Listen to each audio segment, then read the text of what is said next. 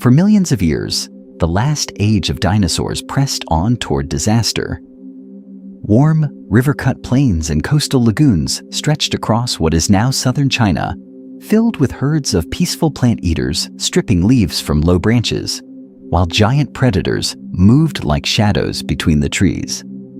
Taloned hunters watched, powerful jaws waited, and every sound in this ancient environment could mean survival or sudden death. In this late Cretaceous world, heavy footsteps shook the ground as strong-limbed theropods stalked their prey. Some, with long blade-like teeth, sliced through flesh and muscle.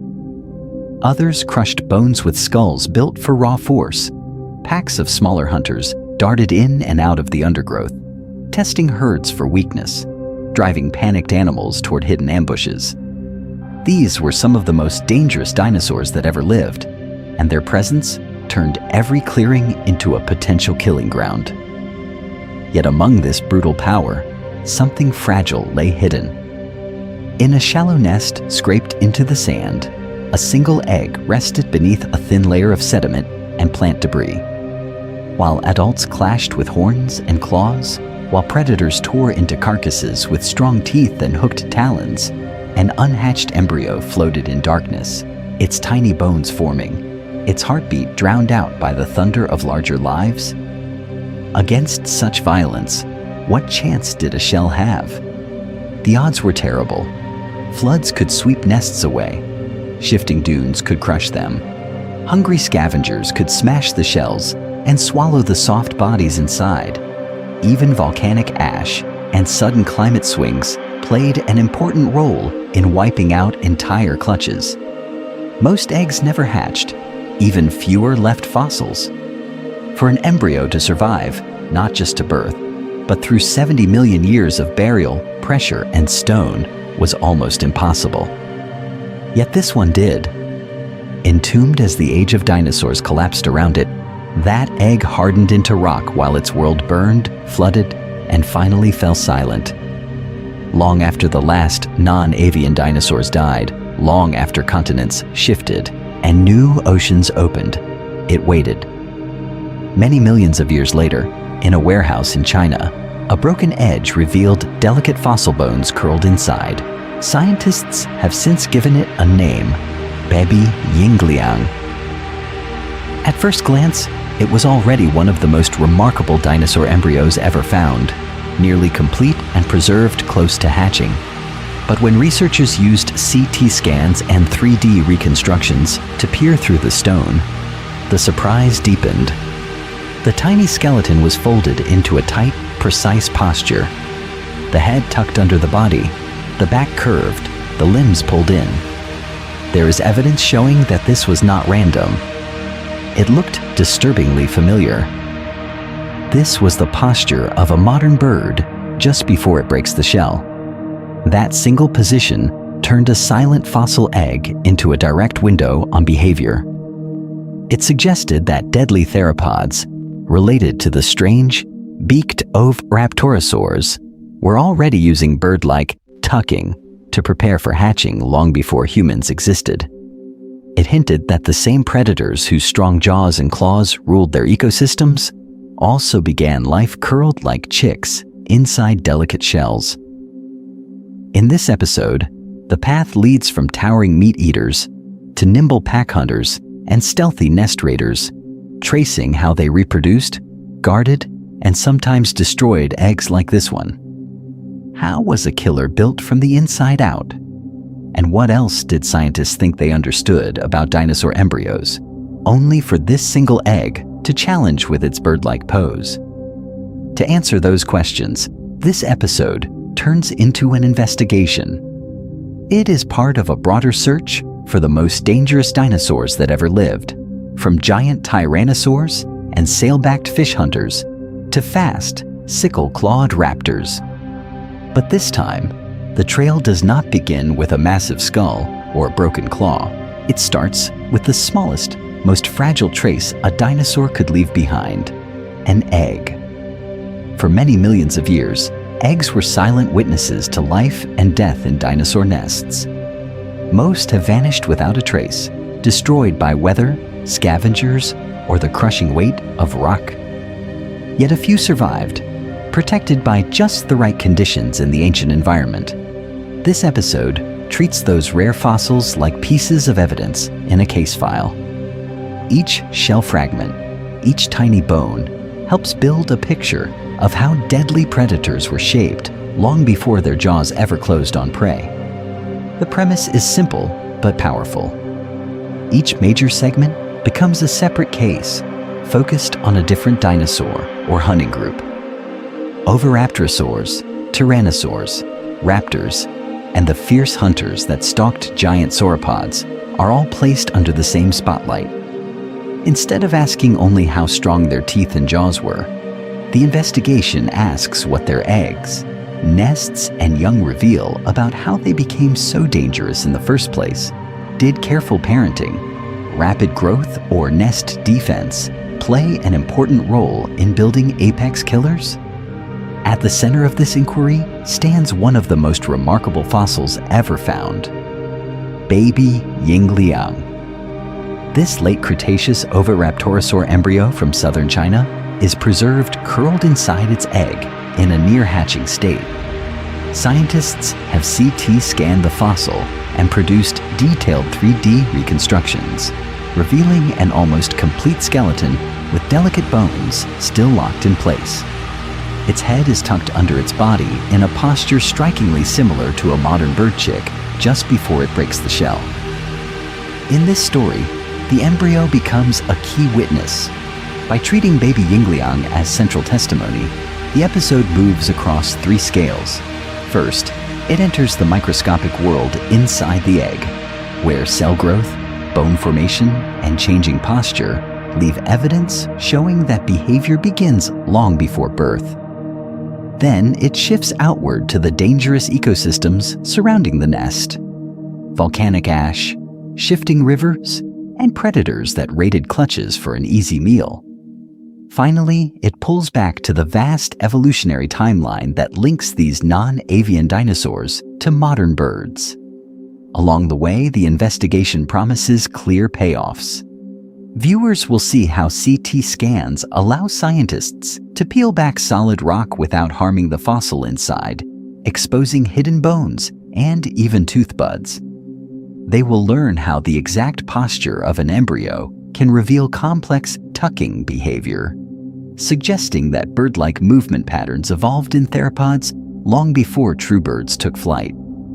And they will discover how this single egg forces researchers to redraw the line between dinosaur and bird, raising a final question. When does a deadly dinosaur stop being a reptile and start becoming a bird? In the end, that question about when a dinosaur becomes a bird leads to a very different place. A quiet warehouse, far from any museum gallery lights.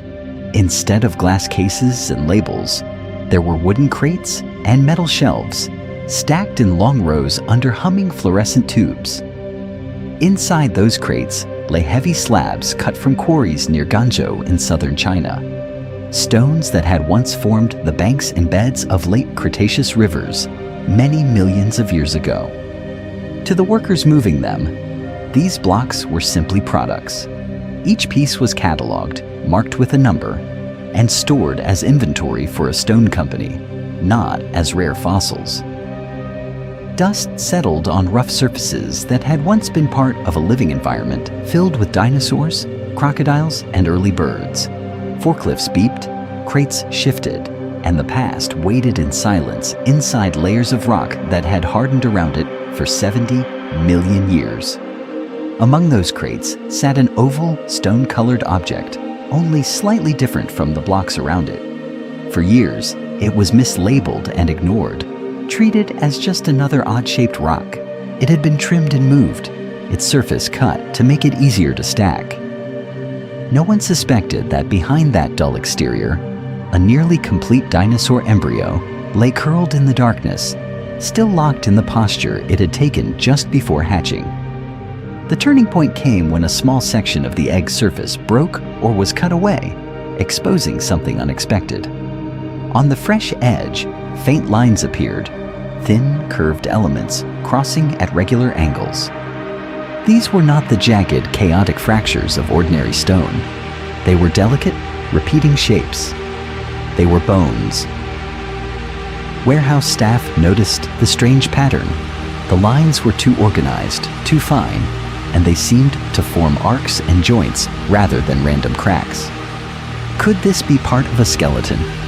Could an entire animal be hidden inside? The questions were serious enough that the company contacted scientists, and a routine check of inventory suddenly turned into a scientific alert. When paleontologists arrived and examined the exposed area, the mood shifted quickly. The tiny bones pressed against the rock looked fragile enough to crumble with a breath. One careless movement, one dropped crate, could crush what might be one of the most important dinosaur embryos ever found. In that moment, the warehouse became a lab, and every hand that touched the crate carried 70 million years of responsibility. The egg was carefully packed and rushed to specialists, its journey changing from industrial transport to emergency conservation.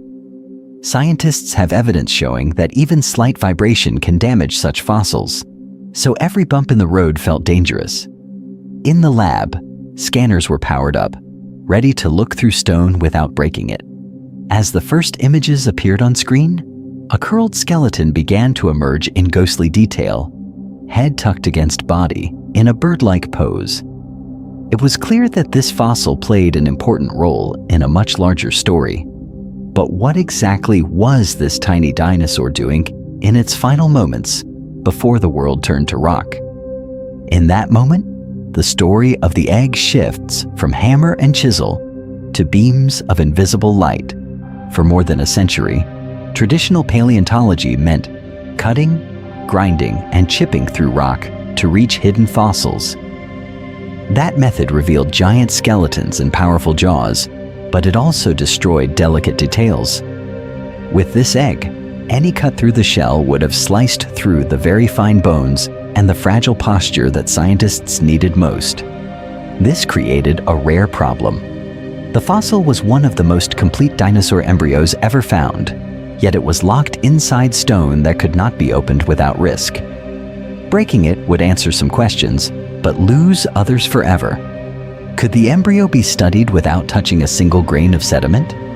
The solution required treating the egg less like a rock and more like a patient in a hospital. CT scanning uses powerful X-rays to look through solid objects. In the scanner, beams pass through the egg from many angles, recording how much energy is blocked by each tiny section of rock and bone. Denser material, such as fossilized bones, slows the rays more than the surrounding sediment. Computers then stack thousands of thin slices into a detailed three-dimensional model, revealing hidden structures that formed many millions of years ago. On the monitor, the first digital reveal looked almost unreal. A ghostly, curled skeleton appeared inside the stone shell, suspended in virtual space. The long tail wrapped around the inside of the egg, the beak-like snout rested close to the chest, and the limbs folded in a tight, intricate pattern. This was not random scattering by geological forces. There was evidence showing that the embryo had adopted a specific posture in life. Here, the pattern interrupt is striking. Instead of cracking the egg open, scientists have learned to peel it apart with light and mathematics. With a few commands, the stone can be made to vanish on screen, leaving only the glowing outline of the dinosaur. Different densities can be digitally separated, so sediment, shell, and bones appear as distinct layers that can be turned on and off at will. The precision of this approach changes everything. Researchers can rotate the embryo in virtual space, tilt it to any angle, and zoom in on individual vertebrae, tiny claws, or the curve of the jaw. Digital joints can be tested to see how the bones might have moved in life, helping to reconstruct how this small predator would have flexed inside its egg. All the while, the original fossil remains completely sealed and safe, untouched, since it was buried. This method does more than protect a single specimen. It opens a hidden world inside museum drawers and field collections across the planet. Many ordinary-looking rocks may hide embryos, bite marks, or faint impressions of soft tissue. CT scans provide new evidence showing that these silent objects still hold information about dinosaur growth, behavior, and ancient environments. In the next section, the posture inside this one egg will connect directly to the origins of modern birds. That connection leads straight to a very particular kind of predator. Among the many theropod dinosaurs that walked the Earth many millions of years ago, one group stood out as strangely bird-like, yet clearly dangerous. These were the oviraptorosaurs, feathered hunters and omnivores that blended the light frames of birds with the power and weapons of classic meat eaters. Oviraptorosaurs lived during the late Cretaceous, especially in what is now Asia. Their fossils show light, air-filled bones, long tails stiffened for balance, and arms that likely carried full feather coverings. Some species were small and agile, darting through their environment on slender legs, while others grew large and powerful, with deep chests and strong limbs. This range of sizes meant that they filled many roles, from fast-moving insect and small animal hunters to serious threats to medium-sized plant-eating dinosaurs. The very name of the group reflects an early misunderstanding. The first famous skeleton of Oviraptor was found close to a nest of eggs in Mongolia. Because the adult lay over the clutch with its strong beak and claws close to the shells, it was labeled an egg thief. For decades, that dramatic image of a raider caught in the act shaped public views of these animals. The name Oviraptor, meaning egg thief, became one of the most repeated labels in dinosaur science. Later discoveries changed that story completely. Additional fossils revealed adults of related species carefully positioned over circles of eggs, arms spread in a pose strongly resembling a hummingbird on a nest. In some cases, embryos inside the eggs matched the adult on top. Scientists have used this evidence, showing that these supposed thieves were actually contained in the egg. The animal that once seemed like a nest had in fact as one of the most intelligent dinosaur parents known. But we believe that almost certainly belonged to the same lineage. The egg was then not taken from southern China around 7 million years ago. It was a chapter of the age of dinosaurs. At that time, no humans existed, and this landscape held river plains, forests, and active volcanic areas, all shared by herds of plant eaters and agile predators. Inside one egg in this crowded environment, an Oviraptorosaur embryo curled into its final pre-hatching pose, and then, by chance, entered the fossil record instead of the living world. Despite their bird-like appearance, Oviraptorosaurs were far from harmless. Their hind legs were strong, with sharp claws for gripping prey or digging. Their arms could help them maneuver quickly, and their bodies were built for sudden bursts of speed. Most striking of all were their beaks, short, deep, and powerful, sometimes backed by bony crests. These beaks had no teeth, but could crush shells, crack tough seeds, or snap small bones with ease. In life, this combination of speed, balance, and crushing bite made them highly versatile hunters and foragers. Catching such a dinosaur before it even hatched offers a rare scientific opportunity. How early did feathers, brooding behavior, and complex hatching movements appear in these dangerous theropods? Did bird-like tucking behavior already control how their necks and heads moved inside the egg? Scientists have turned to baby Yingliang to search for evidence showing that the roots of modern bird behavior reach deep into the predatory lineages of the late Cretaceous. In the next section, the exact position of this tiny skeleton will reveal just how far that connection goes. To understand what this tiny embryo was preparing for, the scene must zoom far out from the shell. The city of Guangzhou on a modern map lies in southern China, surrounded by highways, buildings, and farm fields. Many millions of years ago, the same ground held a very different world. In the late Cretaceous, about 70 million years ago, this region formed a warm, seasonal landscape of winding rivers, broad floodplains, and low forests beneath hazy volcanic skies. The air would have been heavy with moisture and ash, the ground crossed by channels that swelled and shrank with each wet season.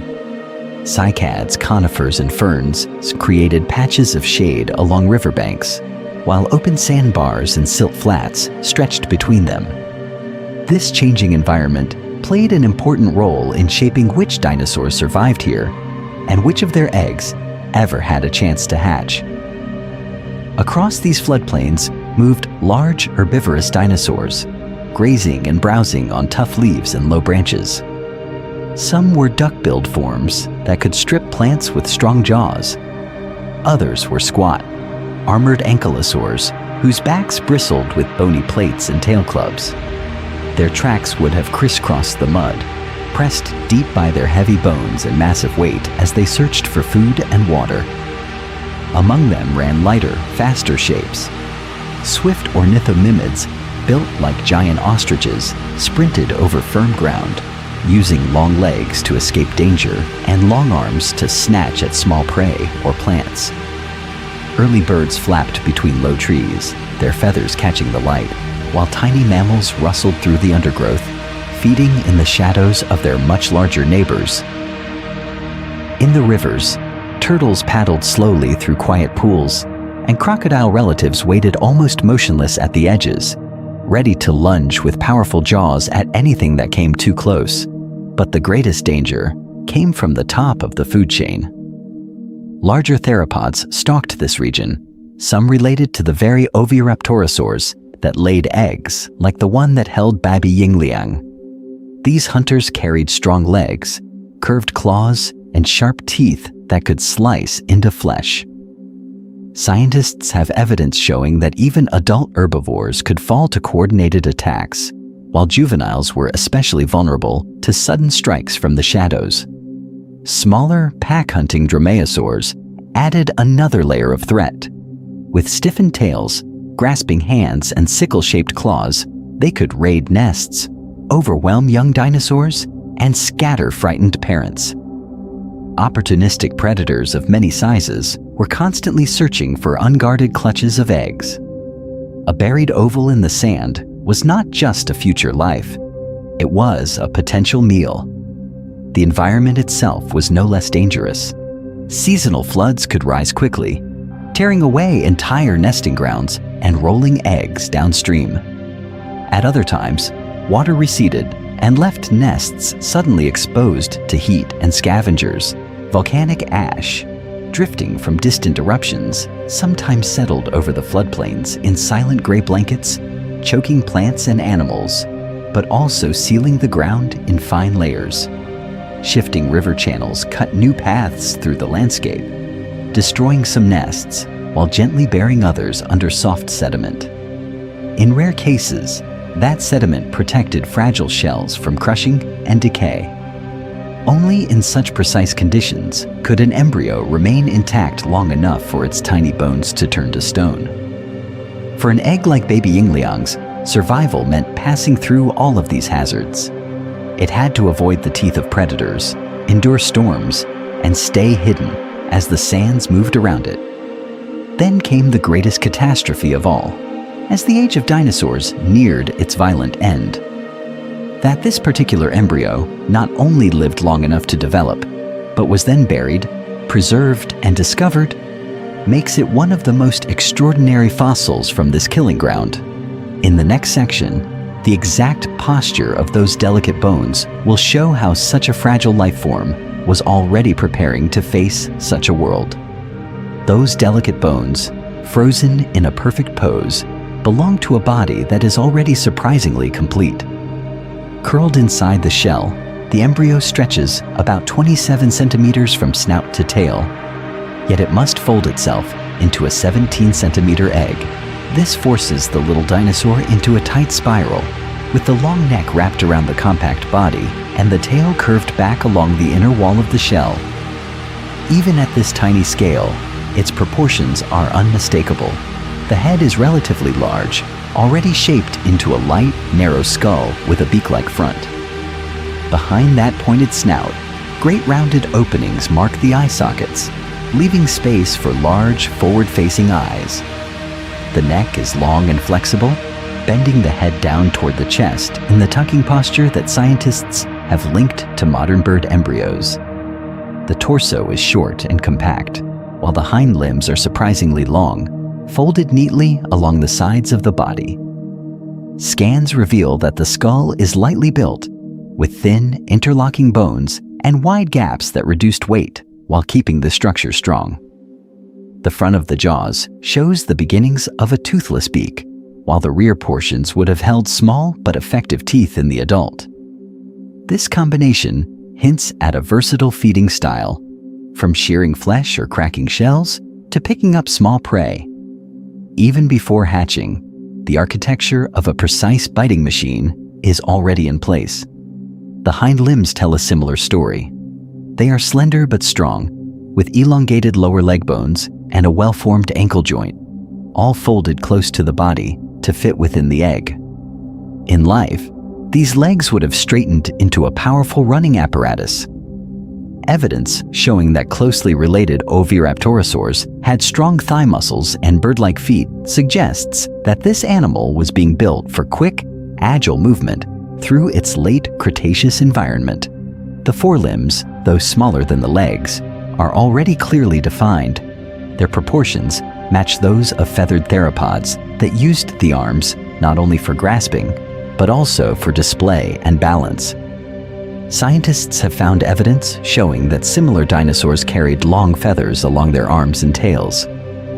In an adult, such feathers may have played an important role in courtship displays, in shielding eggs during brooding, or in helping the body stay stable during rapid turns and sudden strikes. Running along the back of the embryo, the tail coils almost completely around the interior of the egg. In a grown animal, this long muscular tail would have acted as a dynamic counterweight, balancing the body over the hips as it sprinted or lunged. Every vertebra already lines up in a way that predicts fast, controlled movement, turning simple bones into a flexible balancing rod. Taken together, the arrangement of jaws, neck, limbs, and tail forms the blueprint of a dangerous adult. Many millions of years ago, this tiny creature would have grown into a fast, precise predator or omnivore, capable of sudden bursts of speed, sharp, well-aimed bites, and powerful kicks. The same skull that tucks safely beneath the chest in the egg would later drive down with shell-crushing force on hard food or struggling prey. The same legs that lie folded and still would one day carry it across floodplains in rapid sprints. What makes this embryo one of the most striking fossils is the sense of intimacy it provides. For the first time, scientists have the chance to watch, almost cell by cell and claw by claw, as a dangerous dinosaur body is assembled in total darkness. This is not just a mount in a museum hall. It is a life caught mid-construction, every part already coordinated for survival in a harsh world. Yet one question remains. How exactly does its tightly folded posture reveal a hidden link between these predators and the birds that fill the skies today? The answer comes from a detail that seems almost gentle. In the CT reconstruction, the embryo's head is not stretched forward like a reptile ready to lunge. Instead, it is tucked under its body, the neck curved gracefully along the blunt end of the egg, the back arched, and the legs folded tightly against the chest. This is one of the most strikingly familiar poses ever seen in a dinosaur still locked inside its shell. Scientists have compared this posture directly with late-stage bird embryos. When high-speed footage of a chick in the final days before hatching is placed beside the digital model of baby Yingliang, the similarity is immediate. The same C-shaped curve of the spine, the same sharp bend of the neck, the same compact, folded limbs pressed inward. For a moment, the ancient egg from many millions of years ago looks less like a prehistoric predator and more like a barnyard chick paused in time. In modern birds, this posture is not just comfortable, It is critical. Near the end of development, the embryo rotates inside the shell and performs a precise movement called tucking. The head slides under the right wing, the beak rests close to the chest, and the neck forms a powerful spring. This arrangement allows the tiny animal to deliver repeated coordinated blows against the inner surface of the shell. Without this exact position, the chick cannot build up the strength and control needed to break free. Evidence showing that baby yingliang holds almost the same tucked configuration suggests that this was not a random curl of bones. It indicates a controlled, living posture, frozen at the moment when the embryo was preparing for the dangerous work of hatching. The strong curve of the neck, the locked-in legs, and the orientation of the skull all point to a planned sequence of movements that played an important role in survival long before modern birds appeared. For many years, such complex hatching behavior was thought to belong only to birds. Yet this embryo is an oviraptorosaur, a non-avian theropod dinosaur with teeth lost and a beak forming, preserved in rock from the late Cretaceous of southern China. Scientists have used this fossil to argue that the coordinated tucking routine evolved deep within theropod lineages, long before the skies filled with true birds. The behavior did not start in the coop. It began in nests of dinosaurs. So what does it mean when a supposedly fearsome predator embryo sleeps and prepares to hatch like a modern chick? At what point does a dinosaur stop being just a dinosaur and become, in nearly every important way, a bird in all but name? And if such bird-like behavior is already present inside the egg, what other hidden similarities might appear once the shell is finally broken and the young animal takes its first breath in a harsh Cretaceous environment? For millions of years, the smallest and most fragile dinosaurs began life hidden behind hard shells. Some would grow into peaceful plant eaters, but others were already being shaped into powerful hunters long before they ever cracked the surface.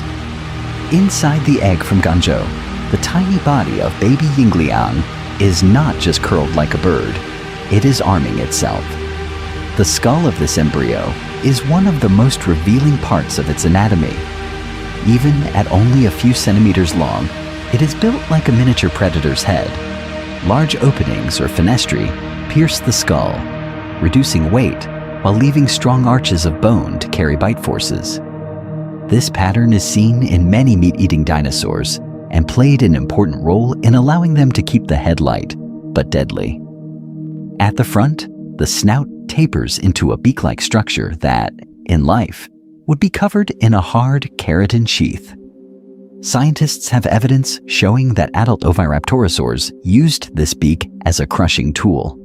Instead of long slicing teeth, they relied on a short, deep face and strong jaws to press down on hard objects. In the embryo, the upper and lower jaws already show the reinforced curves that would later focus pressure like a nutcracker. In the late Cretaceous environment, such a beak could snap small bones, crack eggs in rival nests, or crush tough shells. Along the back of the skull, subtle ridges and broad surfaces mark the future attachment points for jaw muscles. These areas look modest in the embryo, but they map out where thick bands of muscle would anchor after hatching. On the lower jaw, flaring sides and a deep rear region provide even more space for muscle. Together, these features form a blueprint for a bite that, scaled up, could generate impressive pressure for an animal of its size. This is not a generic baby skull. It is a specialized frame for power. The limbs tell a similar story. The hind legs are slender but clearly robust, with well-formed joints at the hip, knee, and ankle. Even before birth, the long lower leg bones and locking joints suggest rapid extension and quick strides, traits that would turn the hatchling into a fast runner across sandy riverbanks. The forelimbs, though shorter, already end in small but sharply curved claws. Fossils of related dinosaurs show these claws used for grasping prey, raking at vegetation, or digging into nests, and the same functions are written into this embryo's growing bones. Taken together, the skull, jaws, and limbs show a body engineered for speed, precision, and force. This tiny animal is not passively waiting to live. Its bones are being wired for competition in a dangerous world filled with predators and rivals. Many millions of years ago, such preparation could mean the difference between surviving the first day out of the egg or becoming another fossil in the mud. As the view pulls back from the single egg, a larger pattern appears. The same early built weapons seen in baby Yingliang echo in the jaws of tyrannosaurs, the sickle claws of raptors, and the slicing teeth of giant southern hunters. Their stories begin long before their first breath, and the next predators reveal just how far this arms race could go. From the instant an oviraptorsaur's head emerged from its shell, the skull was more than a fragile frame for large eyes. It was a compact machine built for force. Even in an embryo like baby Yingliang, the shapes of the tiny bones already hint at what that machine could do once it started to bite. To estimate that power, scientists turn to a surprisingly simple starting point: shape. The curves of the upper jaw, the depth of the lower jaw, and the ridges where muscles once attached can be measured in fossils and compared with living animals. Using CT scans and 3D reconstructions, researchers build digital skulls, then reflesh them with virtual muscles anchored to those roughened areas on the bones. When these models are run through engineering software, they reveal how forces would have moved through the jaws, even in individuals that never hatched. In oviraptorosaurs, this approach has produced one of the most detailed pictures of bite strength among bird-like dinosaurs. Adult skulls from Gansu in Mongolia show short, deep faces and broad jaw joints, a design that concentrates force near the tip of the beak. Scientists have used these skulls to calculate bite forces comparable to medium-sized modern birds of prey, but scaled to dinosaur bodies with heavier neck muscles and stronger vertebrae. The embryo inside baby Yingliang shows the same basic blueprint in miniature. The lower jaw is already proportionally deep, and the joint where it met the skull is stout, not delicate. By comparing these proportions to modeled juvenile and adult oviraptorosaurs, researchers can scale bite strength down with size. The result is striking. Even a hatchling only a few tens of centimeters long could likely deliver a bite that was impressive for its weight. Living analogs help make this clearer. Ground birds, such as cassowaries and hornbills, have relatively light skulls filled with air spaces, yet they deliver rapid, powerful pecks and crushing nips. Their beaks can split hard fruits, crack small eggs, and pierce tough insect armor. Evidence showing that similar air-filled bones and strong necks existed in oviraptorosaurs suggests that these dinosaurs combined light skulls with unexpectedly strong bites. What would that mean in practical terms for a newly hatched oviraptorosaur? A skull shaped for force, scaled from adult models and compared with modern birds, points to a clear picture. A hatchling of baby Yingliang's size could almost certainly crack small reptile or bird eggs, snap beetle and other insect carapaces, and pinch soft-bodied prey hard enough to hold and tear. Those same jaws could deliver sharp defensive nips to sensitive skin or the faces of smaller predators. This mechanical advantage played an important role in survival. In a late Cretaceous environment crowded with teeth and claws, a strong, fast bite gave even the smallest dinosaur a way to fight back and to feed itself. From the moment these animals broke their shells, they were not soft, helpless victims. They were pre-armed survivors, part of an arms race that had begun many millions of years earlier, and that would continue to shape the predators still to come in this story. From the moment those pre-armed survivors left their shells, danger surrounded them.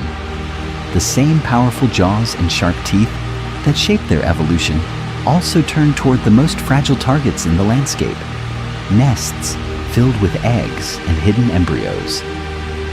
In the deserts of Mongolia and the red beds of China, entire fossil nest sites preserve this fragile world in stone.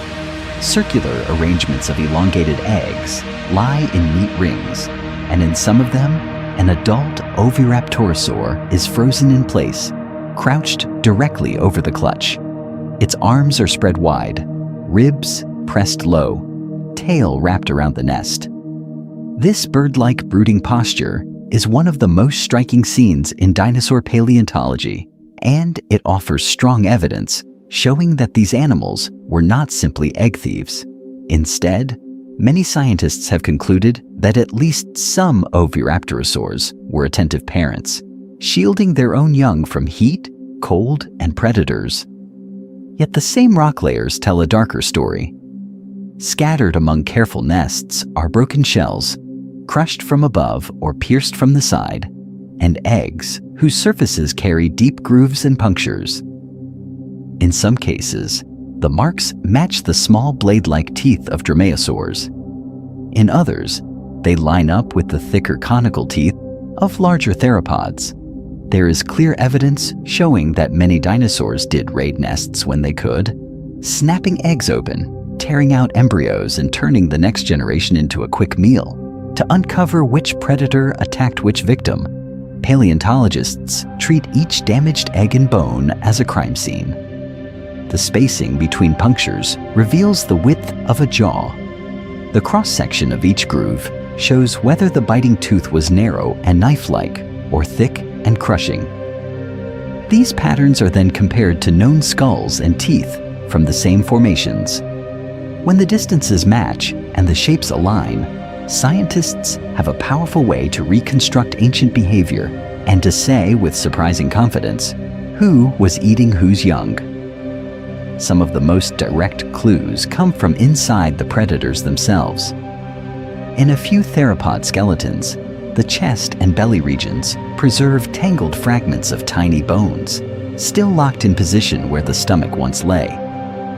Coprolites, or fossil poop, from large carnivores contain splinters of eggshell and small limb bones that are only partly digested.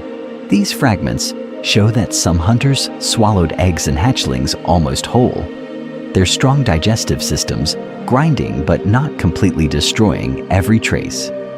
Even after passing through the gut, those remains played an important role as hard, durable markers of lost meals.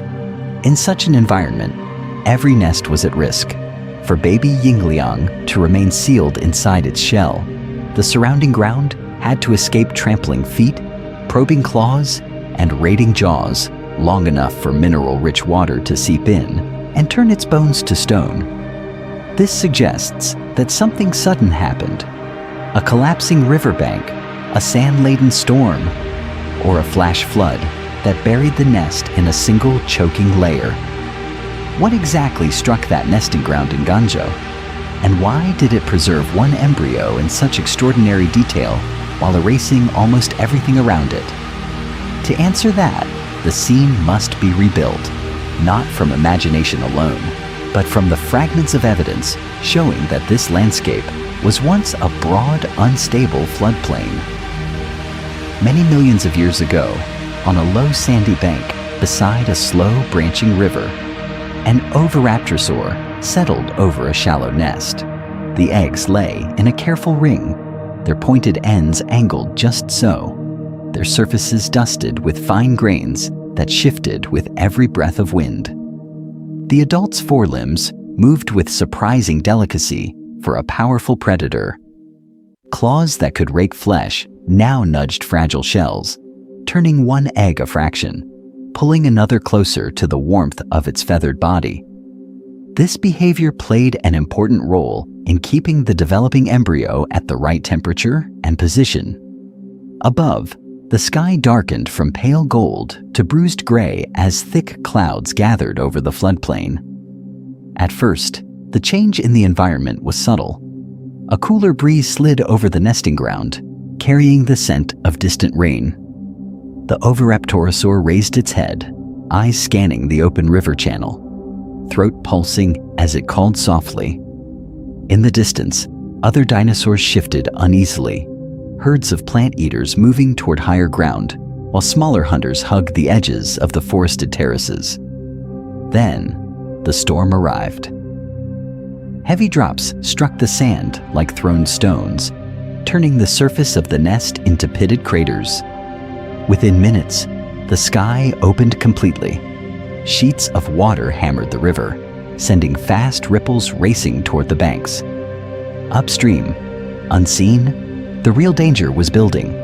A sudden surge as feeder streams emptied into the main channel, loading it with mud, broken branches, and loosened soil.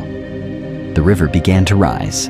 Water clawed at the base of the sandy bank, undercutting it grain by grain. The adult shifted, spreading its body wider over the eggs, instinctively shielding them. But this was one of the most violent pulses this channel had seen in years. With a deep, cracking sigh, the weakened bank collapsed. A wall of muddy water and debris slammed into the nest. Logs, stones, and torn vegetation struck with terrible force. The oviraptorosaur was thrown sideways, rolled, and either crushed against other bodies or swept into the churning current. The eggs, however, were instantly engulfed in a rush of fine sediment. Sand and silt flowed around each shell, filling every gap, sealing them in place. Within moments, the nest disappeared beneath a smooth, leveling blanket of mud. Oxygen dropped, and scavengers were shut out.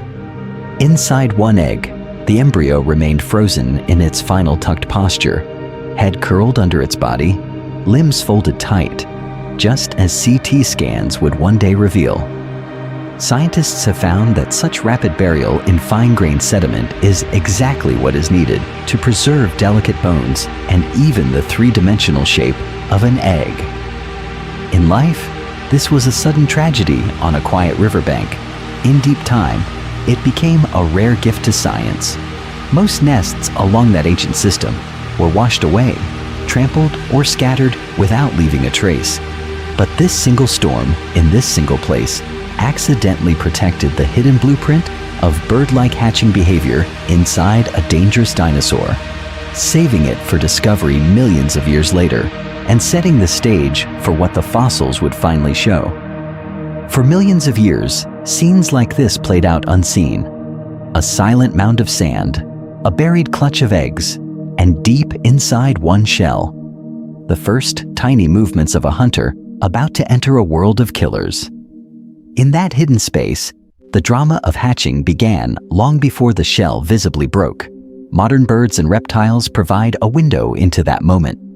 Scientists have evidence showing that near the end of development, the embryo's small egg tooth would have pressed again and again against the inner surface of the shell, making a first, weak, star-shaped fracture.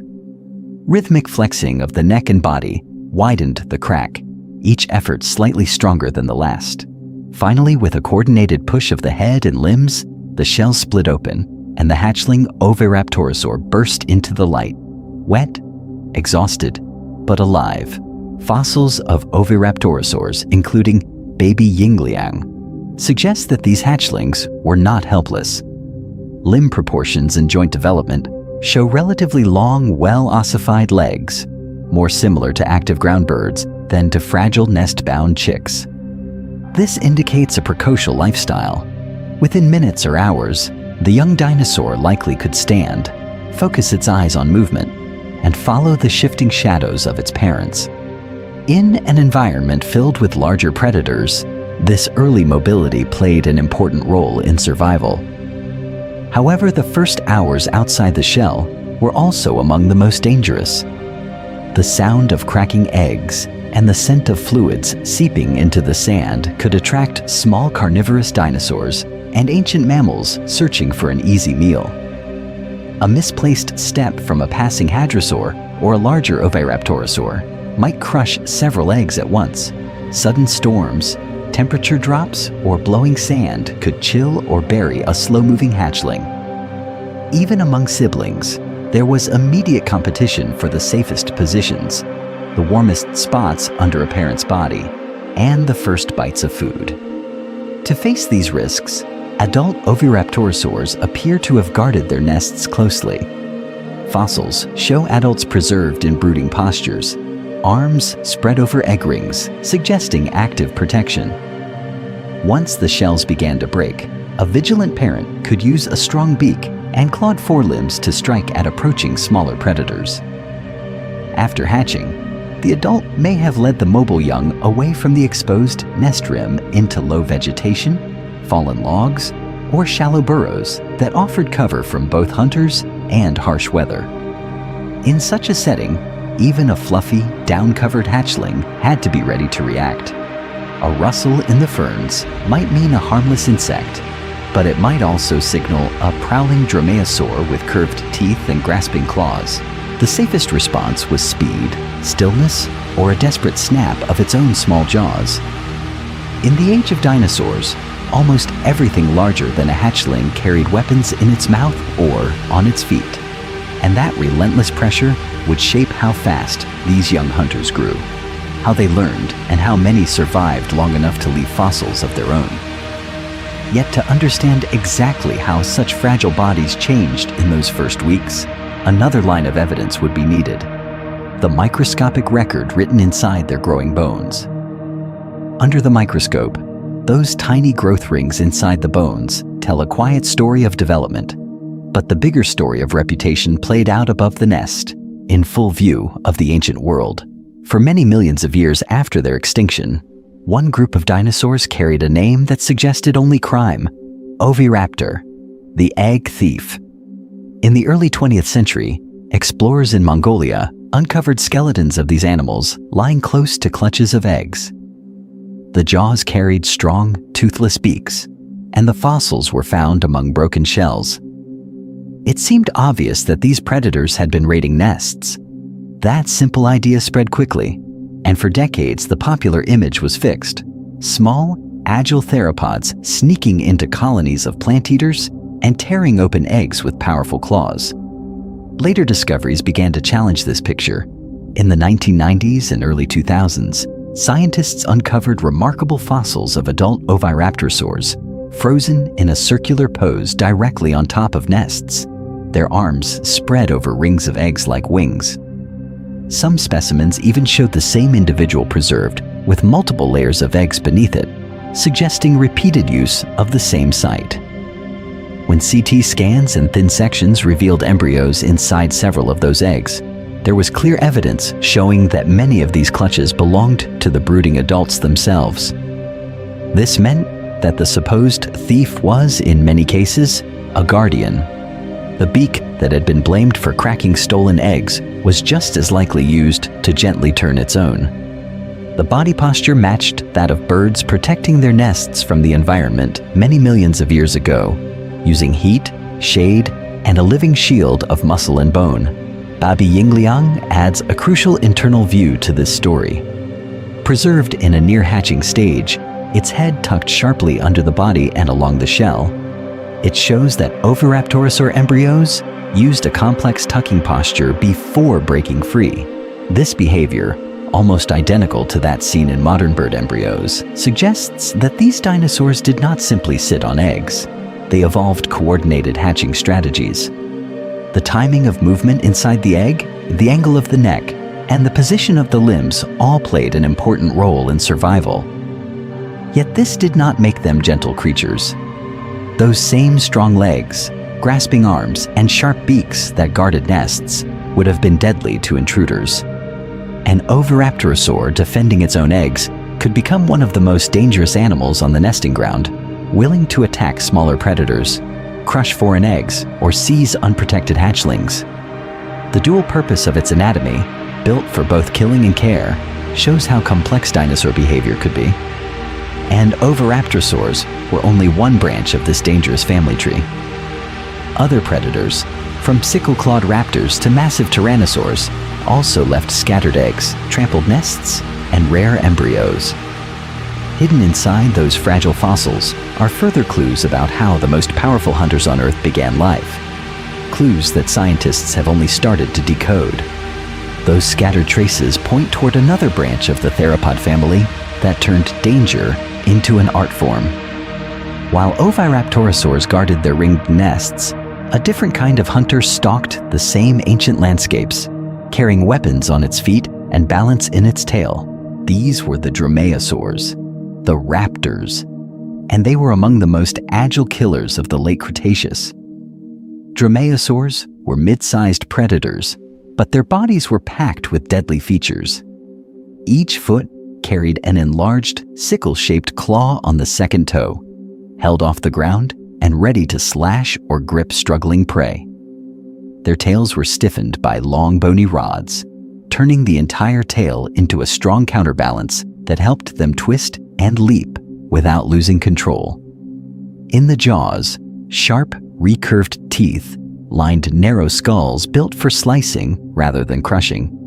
Together, these traits created fast, flexible hunters that could attack from different angles with frightening precision. Fossils of Velociraptor from Mongolia, Deinonychus from North America, and larger forms such as Utahraptor show that these animals lived many millions of years ago in environments that overlapped with oviraptorosaurs. In late Cretaceous Asia, small and medium herbivorous dinosaurs, early mammals, and even other predators shared river plains and dune fields. In similar North American habitats, dromaeosaurs moved among hadrosaurs, ceratopsians, and smaller prey. Some bite marks and trackways provide evidence showing that several individuals sometimes attacked together, suggesting at least loose pack hunting in certain species. This hunting style may have played an important role in how they survived in crowded ecosystems. A coordinated group of agile predators could harass larger dinosaurs, isolate juveniles, or chase quick mammals in dense vegetation. Some scientists have suggested that such hunters might also raid nests, taking eggs or hatchlings when the chance arose. In a world where every egg was a bundle of protein and future competition, a raptor's sickle claw could be turned against shells as easily as against flesh. But what about the raptor's own eggs? A few fossil sites in Mongolia and China preserve small clutches of elongated, hard-shelled eggs that might belong to dromaeosaurs. The eggs resemble those of other theropods, but without an embryo inside, identification is difficult. Shell microstructure size and arrangement can hint at the type of dinosaur. Yet scientists have learned that these clues are not always certain. Many nests are preserved as scattered fragments, trampled or reworked by water, leaving only partial patterns of how they were originally laid. This uncertainty raises a key question. If oviraptorosaurs like baby Yingliang already showed bird-like tucking and careful brooding, did their sickle-clawed cousins share similar behaviors? Or did their dangerous, fast-paced lifestyle push them toward different strategies for protecting eggs and raising young? Were raptor nests tightly guarded centers or hidden caches left behind while the adults hunted? If an egg thief turned out to be a careful parent, what will be revealed when a raptor egg finally yields an embryo as complete and perfectly posed as baby Yingliang, frozen in place at the moment just before it should have hatched? To answer that, the scene must shift sharply from windswept nesting grounds to a silent laboratory bench. Under bright, white lights, a clean table holds fragments of fossil eggshell laid out in careful rows. Gloved hands move slowly, turning each piece, fitting them together like a broken puzzle that has waited many millions of years for reconstruction.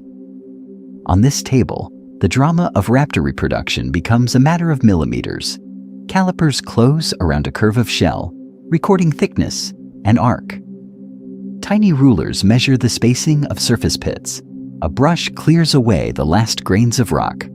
This is one of the most precise stages of the investigation, where every scratch and pore can change which dinosaur group an egg is assigned to. When scientists study these shells under microscopes, a hidden architecture appears. The eggshell is not a simple layer, but a stack of mineral crystals, arranged in bands that grew outward while the embryo developed. The size, shape, and orientation of these crystals, along with the pattern of pores that once let gases pass in and out, provide evidence showing that certain eggs belong to theropods, the broader group that includes raptors. Theropod eggs often have elongated shapes and specific pore systems that controlled how easily water and air moved through the shell. In drier environments, pores might be fewer and narrower, while in humid nests, they could be more open. By comparing these features to known oviraptorosaur and troodontid eggs, scientists have identified suspected raptor eggs in museum collections that were once simply labeled as unknown. Inside some of these shells, the story becomes even more delicate. Rarely, thin slices or broken sections reveal fragments of tiny limb bones or vertebrae, a curved claw phalanx here, a series of small tailbones there. Even when the embryo is incomplete, the proportions of these bones, the hollow structure, and the way joints formed suggest the same developmental patterns seen in other theropod dinosaurs. At this point, the work jumps from hand tools to high technology. A suspected raptor egg is placed inside a CT scanner, the same kind of machine that revealed the curled form of baby Yingliang. In the dark interior, invisible beams pass through the fossil, layer by layer. On a nearby monitor, gray slices of rock and bone appear, stacking into a three-dimensional model that can be rotated, sliced, and magnified without breaking the shell. This is where the suspense builds. Many eggs reveal only scattered bones, but any scan might suddenly show a complete, tightly folded skeleton, the first fully articulated raptor embryo. Would its posture match the advanced tucking seen in baby Yingliang, or show a different, more primitive pattern? Each new model offers a chance to compare these ancient hunters directly with modern birds, linking powerful predators to the fragile eggs that played an important role in their survival. Just beyond that fragile shell, another story begins. For millions of years, giant predators did not simply appear as fully armed adults. The design of a hunter was taking shape long before the first breath, and it stepped out of the egg already carrying the marks of danger. A newly hatched raptor would have looked surprisingly familiar to anyone who has seen young birds of prey. It was small and feathered, with a light, agile body and a covering of down that helped protect it from a changing environment. Its eyes were oversized, facing forward, giving strong depth perception that was vital for judging distance during a leap. The legs were proportionally long, built for quick bursts of speed, and each foot already carried a curved, enlarged claw that could slash, grip, and pin struggling prey. Even at this tiny scale, the outlines of one of the most dangerous hunting machines in prehistory were already visible. Scientists have found evidence showing that some dromaeosaurs, such as Deinonychus, may have hunted in groups. Fossils of multiple individuals found alongside the bones of large herbivorous dinosaurs suggest coordinated attacks, where several smaller hunters targeted a single powerful victim. If adults could work together in this way, when did those skills begin to form? The nest itself may have been the first training ground, as hatchlings chased insects, small lizards, or mammals in the leaf litter around the egg site. In many bird species, social hunting behaviors begin early, guided by a mixture of instinct and experience. Young hawks practice short flights and clumsy pounces on anything that moves, refining aim and timing long before they can bring down serious prey. Ground nesting birds, such as some modern game birds, leave the nest quickly and follow adults, learning to react as a group to threats and opportunities. In a similar way, raptor hatchlings may have watched older siblings or parents rush at small animals, then copied those movements, turning play into deadly precision. These behaviors do not start from nothing. Modern research on bird embryos shows that important neural circuits for balance, vision, and coordination are already forming inside the egg. The tight tucking seen in baby Yingliang hints that dinosaur embryos were also rehearsing complex motions before hatching, flexing necks and limbs in a pattern that prepared them for rapid action. Even if direct raptor embryos remain rare in the fossil record, the shared theropod blueprint suggests that their bodies and brains were pre-wired for sprinting, leaping, and gripping within days of breaking the shell. In these lineages, evolution did not wait for adulthood to build a killer. The strong legs, grasping claws, sharp teeth, and alert senses that defined their hunting style all played an important role from the very start of life. Danger was not something they slowly acquired. It was built in, layer by layer, deep inside the egg, many millions of years ago, setting the stage for what those young predators would face once they stepped into a world already filled with hunters and hunted. For millions of years, one of the most feared hunters on land was not a small, agile killer, but a towering giant. In the warm, river-rich landscapes of late Cretaceous Western North America, Tyrannosaurus rex stood at the top of the food chain, dominating an environment filled with herds of horned, duck-billed, and armored dinosaurs.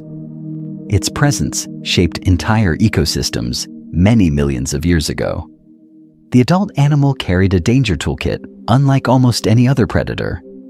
The skull of Tyrannosaurus rex was more than 1.5 meters long, wide at the back, and packed with many strong bones that locked together into a solid frame. Inside those jaws sat thick, banana-shaped teeth that could reach more than 20 centimeters in length. These teeth were not delicate blades. They were strong, deep-rooted spikes designed to crush bones as well as tear flesh. Behind the head, the body was deep and heavy, balanced on powerful hind legs that could drive the animal forward with surprising speed for such a massive frame. Its tail acted as a counterweight, while strong muscles anchored to the hips and legs produced tremendous force with each step. Bite force estimates, based on detailed studies of skull mechanics and fossil bite marks, suggest that Tyrannosaurus rex delivered one of the most powerful bites of any land animal, capable of cracking large bones and swallowing fragments whole. Yet despite this rich record of adult and juvenile skeletons, a surprising gap remains. Confirmed tyrannosaur eggs and embryos are still missing from the fossil record, leaving their earliest life stages largely mysterious. Scientists have nests and embryos from many other theropod dinosaurs, but when it comes to the king of the late Cretaceous, its first days remain hidden inside unrecognized or unpreserved shells. To fill this gap, researchers turn to indirect clues. Bone histology, the microscopic study of fossil bones, shows that young tyrannosaurs grew extremely fast, with rings and tissue structures that indicate rapid growth spurts. There is evidence showing that juveniles could transform from lightly built hunters into massive adults in only a few decades. Trackways of small tyrannosaurids, preserved as series of footprints in ancient mud, reveal quick, narrow steps, suggesting mobile, active juveniles that could move with speed and agility. In a few rare sites, scientists have even found tiny, finely serrated teeth that match the general shape of tyrannosaur teeth, but at a fraction of the size. These may represent the shed teeth of hatchlings or very young individuals, hinting that small tyrannosaurs were already equipped with sharp cutting tools from the moment they left the egg. If so, their teeth and bones played an important role in early hunting and scavenging, long before they reached giant size. This raises a central question. Did these future bone crushers begin life as relatively helpless, nest-bound chicks, guarded in hidden tyrannosaur nurseries, or as fast, agile hunters, miniature versions of the adults, already racing through the undergrowth in search of prey? The answer may lie inside rare eggs from other theropods, including one extraordinary embryo that seems to bridge the gap between dinosaurs and birds. And that fossil is about to change the story of how deadly giants first opened their eyes. To understand that embryo, the scale of the shell around it has to be imagined. Picture a simple line on a table. First, a small chicken egg, familiar and light. Next to it, a much larger ostrich egg, thick-shelled and heavy. Then, beside both of them, a human standing upright. Against this living ruler, the question appears: what kind of egg could launch a hunter that would one day reach over 12 meters in length and several tons in mass. The first instinct is to stretch that ostrich egg into a giant oval, almost the size of a human torso. But dinosaur eggs do not simply grow in direct proportion to adult body size. Shell thickness must allow gas to pass through so the embryo can breathe. If the shell is too thick, the young dinosaur suffocates. If it is too thin, the egg breaks or dries out. Incubation time also rises with egg volume, and in a dangerous late Cretaceous environment, eggs that took too long to hatch would be easy targets. Because of these limits, even the largest predators probably hatched from eggs, not dramatically bigger than those of an ostrich. Scientists have used measurements from other theropod eggs to show that length, not just width, tended to increase, creating long, tapered shells. In late Cretaceous rocks of North America, large, elongated eggs have been found that match this pattern. Some are about the length of a human forearm, with strong shells and internal structures that resemble known theropod eggs. These eggs are tempting candidates for tyrannosaur origins. Their size, age, and the environments they come from all align with territories where Tyrannosaurus rex once hunted. However, without a tiny skull or limb bones curled inside, the assignment cannot be certain. Fossils of embryos with clear tyrannosaur features, such as characteristic teeth or specific limb proportions, are still missing from these shells. Scientists remain cautious because egg types can be shared by several related predators, and mislabeling a nest would distort the story of how these giants reproduced. Even without confirmed eggs, growth data from tyrannosaur bones reveal what must have happened after hatching. Lines inside the bones, similar to tree rings, show that these dinosaurs went through explosive growth spurts. During their teenage years, individuals could add dozens of kilograms in a single year. A hatchling that began life only a little longer than a modern turkey could, in a geologically brief time, become one of the most powerful land predators the planet has ever seen. The implication is striking. At the moment of hatching, a tyrannosaur might have been small enough to fit under an adult's chest or between protective legs. Yet its body already carried the blueprint for speed, balance, and a devastating future bite.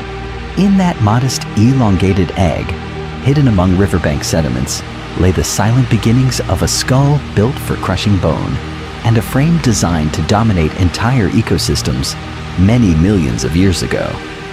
From that hidden blueprint, a weapon was already being drafted. Long before an adult Tyrannosaurus rex shattered bone with a single bite, its skull, teeth, and muscles were being shaped inside the egg for a lifetime of mechanical power. The skull of a full-grown tyrannosaur was one of the most remarkable structures in the dinosaur world. It was very large, wide at the back, and built from many strong bones tightly joined together. Huge openings, called fenestrae, cut through this massive frame, reducing weight while leaving thick struts of bone to carry the load. The snout was heavily reinforced, the jaws deep, and the teeth were not thin blades, but thick banana-shaped spikes. Instead of slicing like knives, these teeth gripped, crushed, and drove straight through flesh and bone. Scientists have found fossils of plant-eating dinosaurs with ribs, frills, and tailbones punched through by these teeth, some shattered into fragments. This is powerful evidence showing that the tyrannosaur skull was not only strong, but engineered to survive its own bite. Each impact sent huge forces back into the bones of the face, and the reinforced snout and interlocking upper and lower teeth helped spread those forces safely through the skull. Juvenile tyrannosaurs, however, tell a different story. Their skulls were more lightly built, with thinner bones and a narrower snout, and their legs were proportionally longer. In life, this meant speed and agility rather than slow, crushing power. Instead of attacking huge horned dinosaurs head-on, these younger hunters likely chased smaller, quicker prey, snapping at soft tissue and avoiding dangerous horns and frills. Over time, as the skull thickened and the jaw muscles expanded, their role in the environment shifted from swift pursuit to frontal assault. Inside the egg, that entire transition was already mapped out. As the tiny tyrannosaur embryo ossified its skull, the basic pattern of reinforcement was laid down. Deep jaws, strong nasal and cheekbones, and tooth sockets ready to hold thick, conical teeth. Limb proportions were also being set, with long lower legs prepared for a fast juvenile phase that would eventually support a massive, bone-crushing adult body. Growth would change the scale, but the blueprint was in place from the start. Biomechanical models allow scientists to estimate how bite force scales with skull size and muscle cross-section. A hatchling tyrannosaur could not match the many thousands of kilograms of force produced by an adult, yet its bite was still likely among the strongest of any animal its size. Even small jaws, packed with deep roots and driven by relatively large jaw muscles, could clamp down with surprising strength, enough to subdue struggling prey and test the limits of bone. From the moment the first mineral crystals hardened in the embryo's skull, evolution was tuning a weapon system. Every ridge of bone, every thickened tooth, and every change in limb proportion played an important role in turning a fragile egg occupant into a predator that would dominate its ecosystem through overwhelming mechanical power. But how did scientists uncover these hidden stages of growth, from curled embryo to sprinting juvenile to towering adult, after so many millions of years had passed? To answer that question, attention must turn away from bones growing larger and toward a far more fragile scene. A nest on the ground, filled with eggs that smelled strongly of protein and fat. For millions of years, large theropods likely placed their nests in relatively open areas with good visibility, often on low rises near river channels, lakes, or floodplain pools.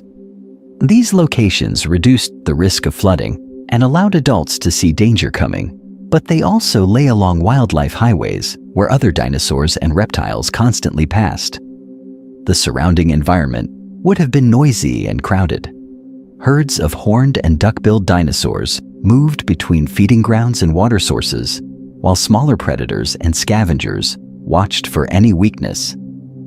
An exposed clutch of tyrannosaur eggs in such a setting was both a promise of future power and an immediate invitation to hungry mouths.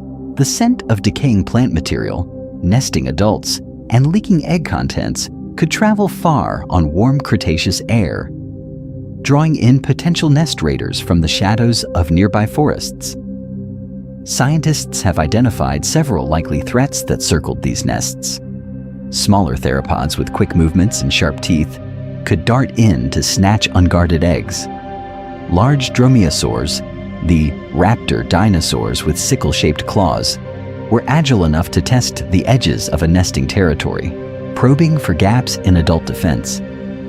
Opportunistic oviraptorosaurs, once wrongly accused of only stealing eggs, probably ate some while guarding their own, taking advantage of any unprotected clutch. Crocodile relatives lurking along riverbanks could surge onto land, and even other tyrannosaurs might raid nests during territorial disputes or times of food shortage. There is direct fossil evidence showing that not all young tyrannosaurs survived these early dangers. In some formations, small tyrannosaur bones have been found with bite marks that match the teeth of other carnivorous dinosaurs. The spacing and shape of the marks indicate attacks by mid-sized predators, not by giant adults of the same species. In other cases, broken juvenile bones appear in the stomach regions of larger theropods, preserved where the predator's ribs once lay. These fossils suggest that being a future apex hunter did not guarantee safety in the first years of life. Against this pressure, adult tyrannosaurs brought some of the most powerful defensive tools in their ecosystems. Their great size, long legs, and crushing jaws could be turned from hunting to nest protection in an instant.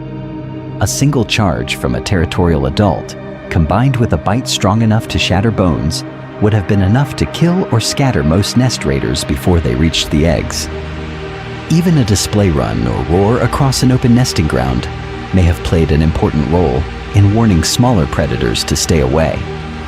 In the age of dinosaurs, danger always flowed both ways. Apex predators terrorized their environments, but their own eggs and hatchlings lived under constant threat from other killers. The next step is to examine how scientists read these ancient battlegrounds in the rock record, and how delicate traces around nests reveal who survived and who did not, many millions of years ago. Those fragile traces around nests did not just record death, they also recorded a life strategy built on risk. For tyrannosaurs, danger began the moment they cracked their shells, and their journey from tiny hatchling to giant hunter was a transformation unlike almost anything else in the dinosaur world. Fossils of young tyrannosaurs, along with bone growth rings, show that these predators started life as fast-growing juveniles. Their limbs were long and lightly built, their bodies relatively slender, and their heads small compared to the massive skulls of adults. Scientists have measured limb proportions in species such as Tarbosaurus and juvenile Tyrannosaurus, and found evidence showing that young animals were optimized for speed and maneuverability rather than for delivering a single devastating bite. This shift in body design points to an ontogenetic niche shift, where one species fills different roles as it grows. A young tyrannosaur was not yet the slow, towering bone crusher that dominated the top of the food chain. Instead, it likely chased smaller, faster prey, behaving in some ways like modern wolves or big cats that rely on agility and repeated slashing bites. In these early years, its teeth were narrower and more blade-like, better for slicing flesh than pulverizing bones. As these dinosaurs raced through their dangerous environment, speed offered both opportunity and protection. A small tyrannosaur could dart between larger herbivores, ambush juvenile hadrosaurs, or harass flocks of smaller dinosaurs. But this speed came with a cost. At this stage, they were still vulnerable to larger predators, including adult tyrannosaurs, giant dromaeosaurs, and massive crocodile-like reptiles that waded near rivers and lakes many millions of years ago. With time, growth rings in the bones record a dramatic change. The legs became relatively shorter and more robust, the skull deepened and strengthened, and the teeth thickened into the famous banana-shaped weapons of Tyrannosaurus rex. The animal traded pure speed for raw power.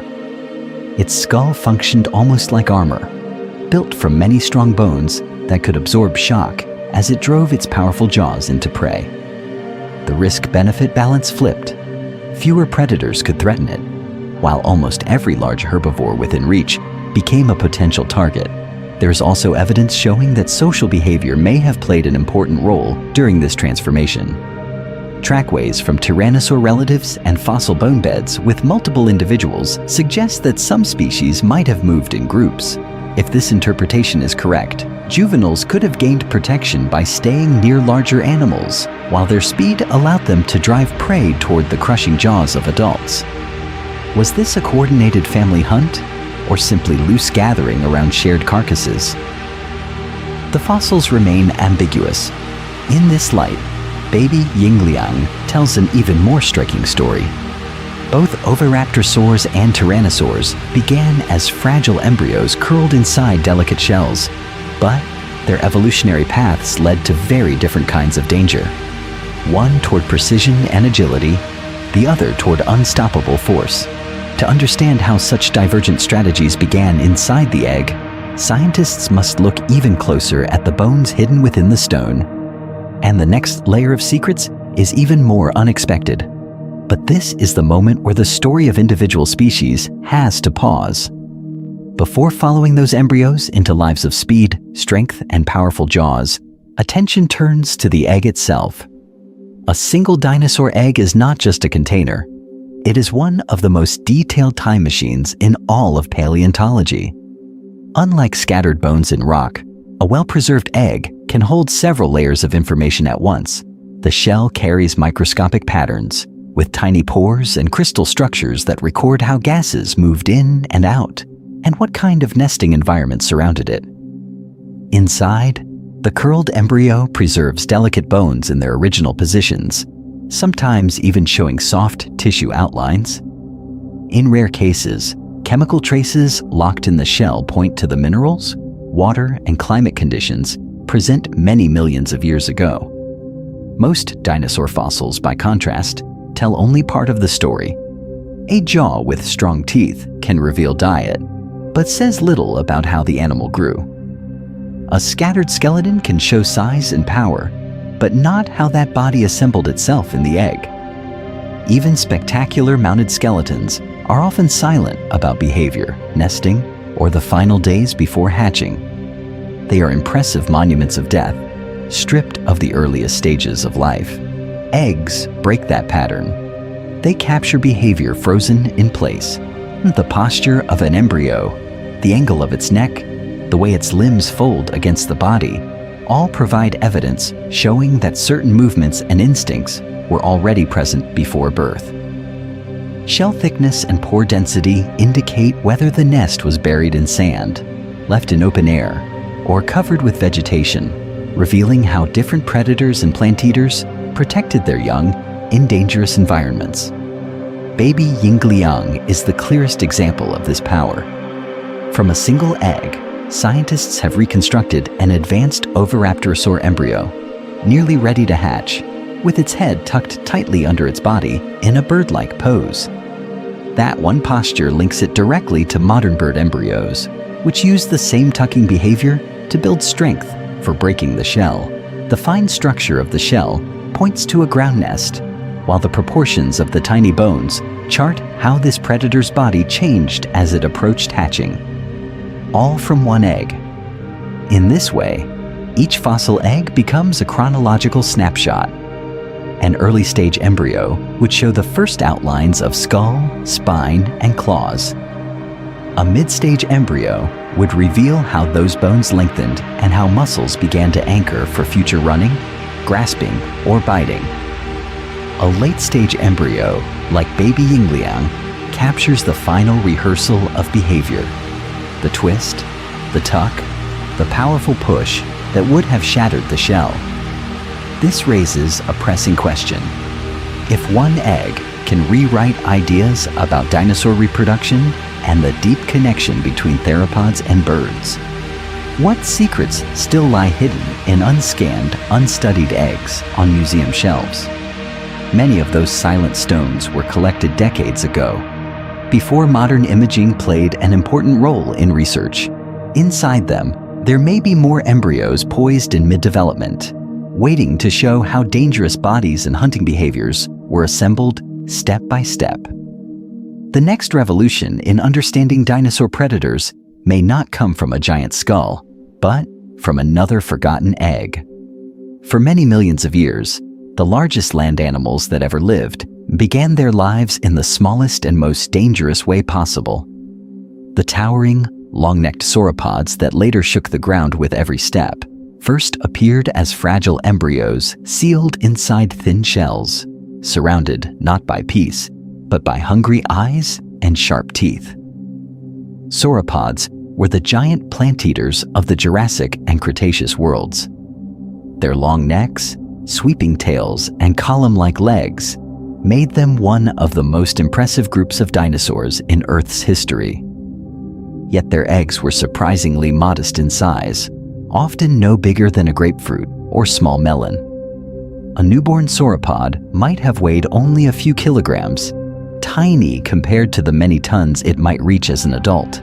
This extreme difference meant that early life stages were a critical bottleneck.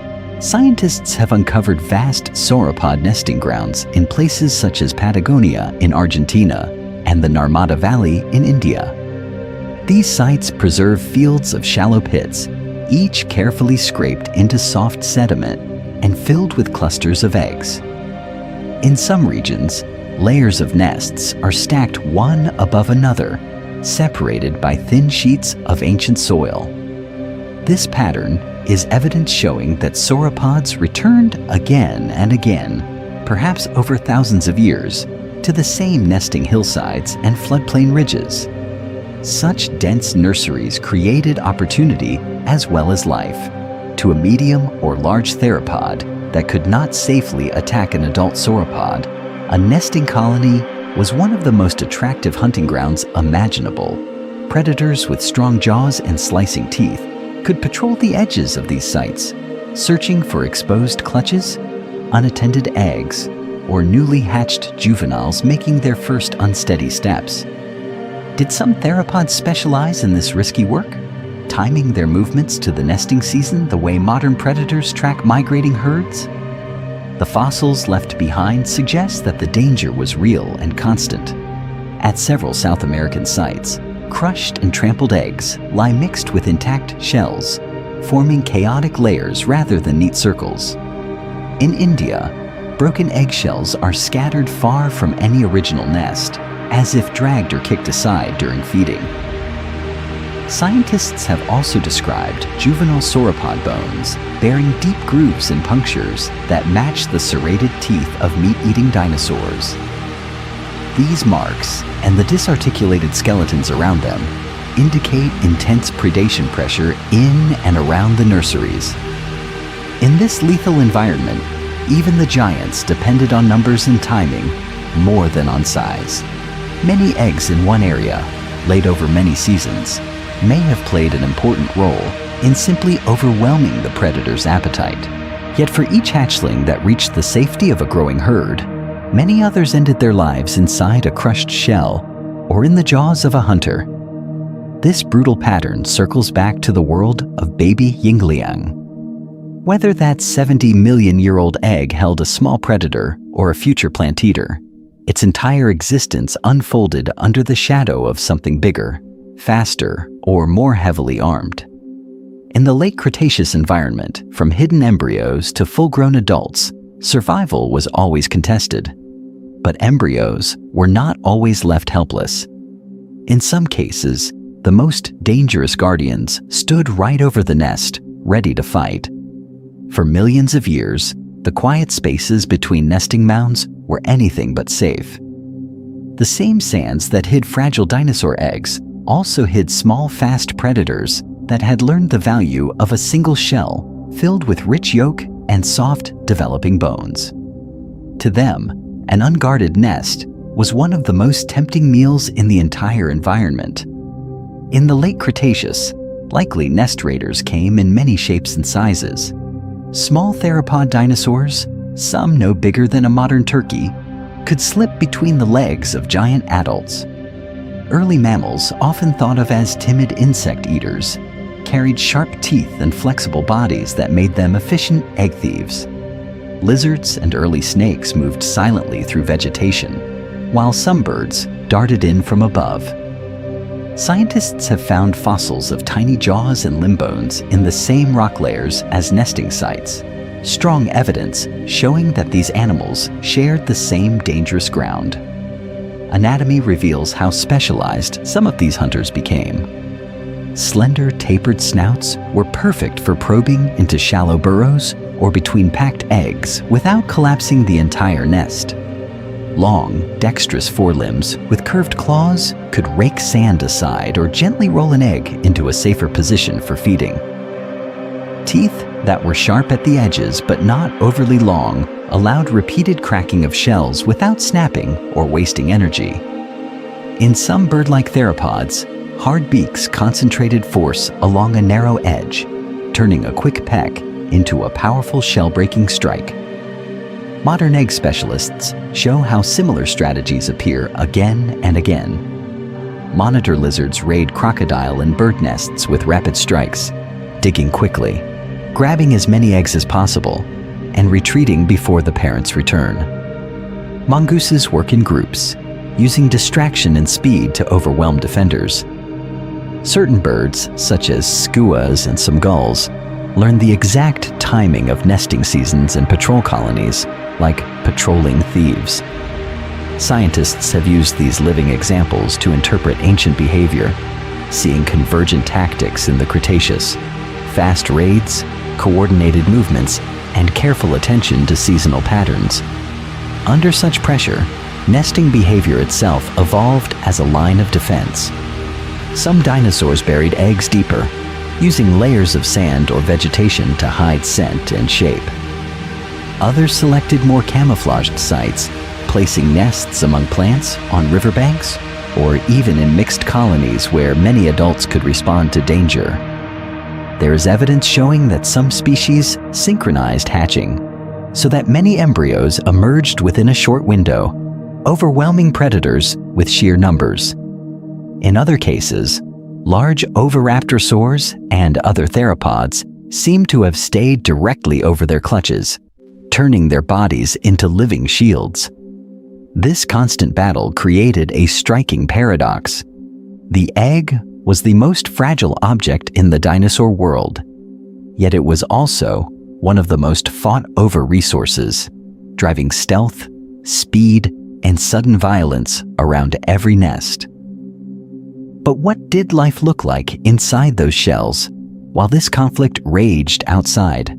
To answer that, scientists turned to a single extraordinary egg that had waited many millions of years to reveal its hidden predator in perfect detail. Outside that extraordinary egg, the danger did not only creep through the undergrowth. For millions of years, threats also circled in the sky. While ground-dwelling predators fought over nests and shells, the air above the Cretaceous landscape held its own hunters, able to cross great distances and strike where defenses were weakest. Pterosaurs were the dominant flying reptiles of this ancient world. Some species, like the giant Ajdarchids, stretched their wings wider than a small plane, with light but strong bones filled with air spaces that reduced weight. These powerful flyers could glide over rivers, floodplains, and nesting grounds in a single sweep. From that height, a cluster of exposed eggs or a briefly unguarded nest would have stood out clearly against the surrounding environment.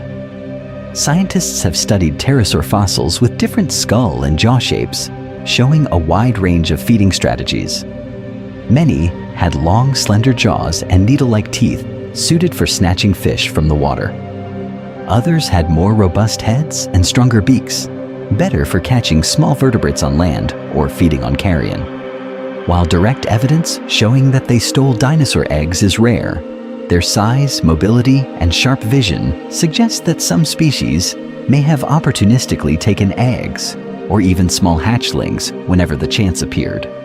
In such a world, the air itself became one of the most unpredictable directions of attack. A pterosaur soaring silently overhead could watch for patterns of movement, waiting for adult dinosaurs to leave a nesting area.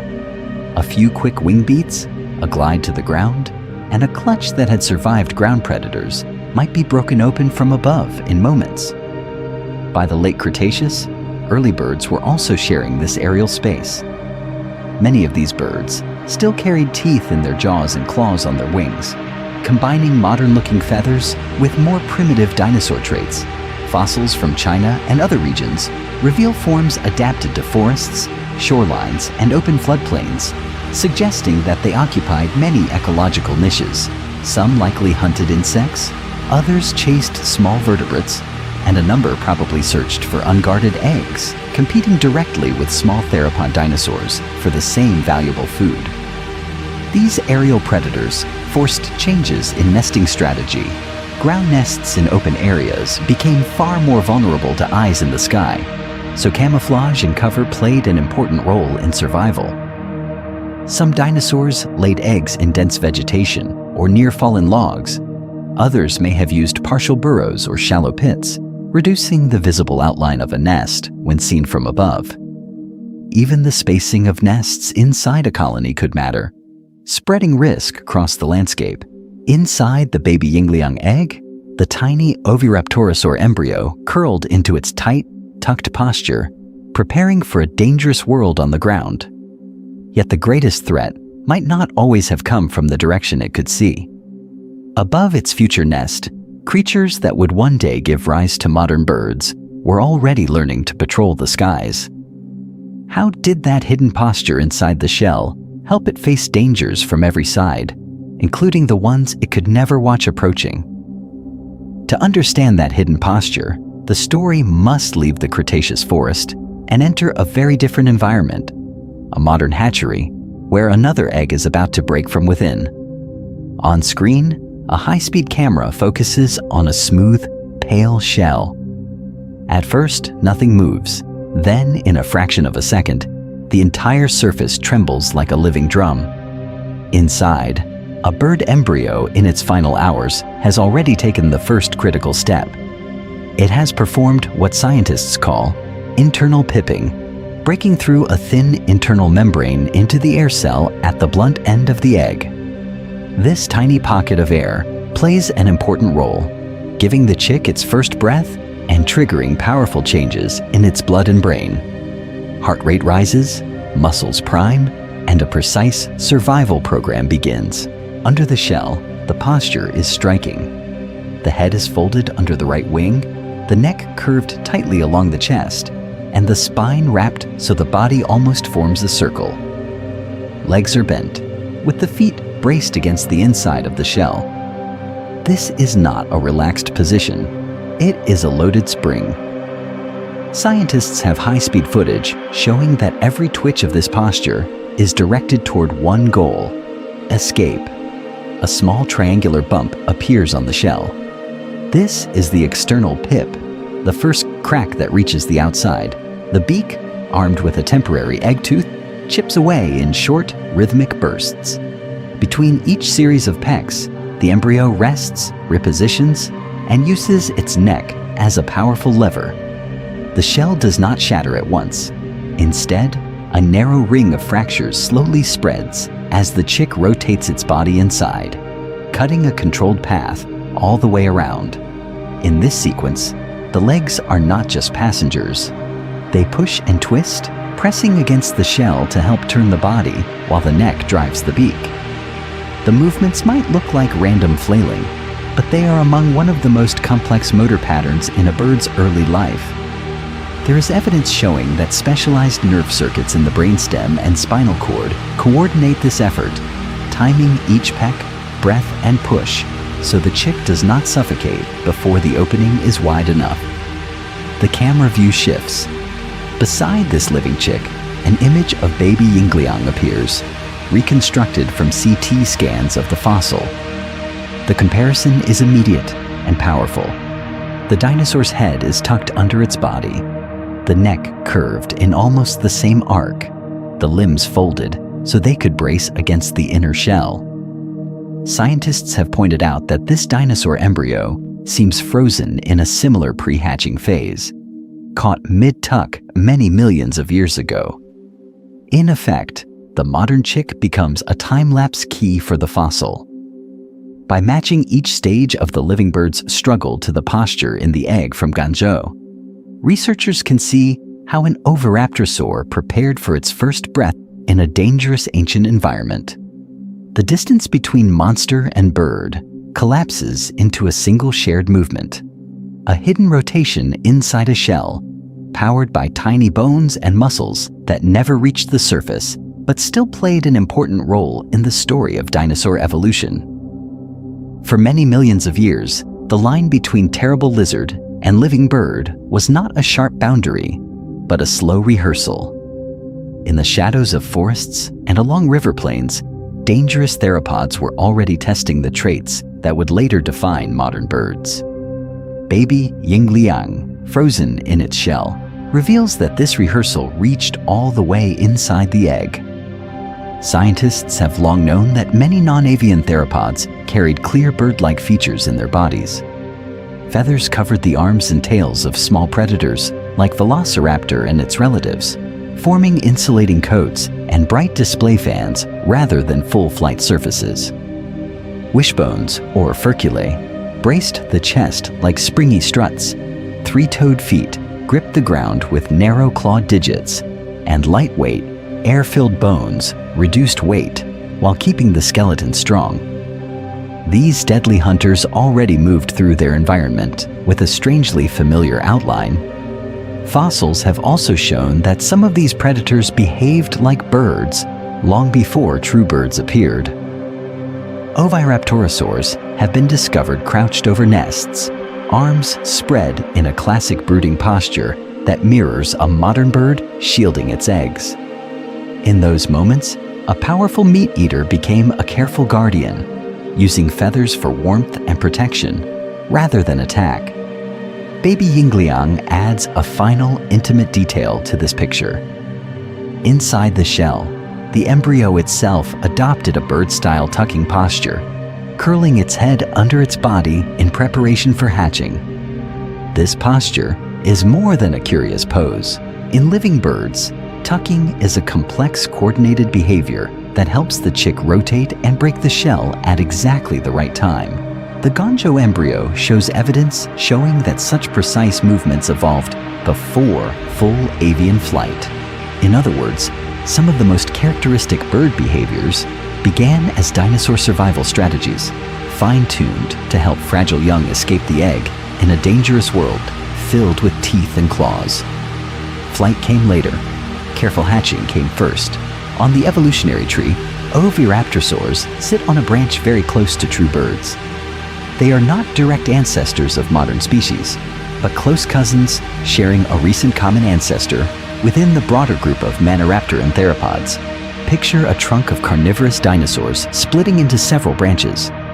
One leads toward early birds like Archaeopteryx, another toward oviraptorosaurs with their beaks, feathers, and brooding nests.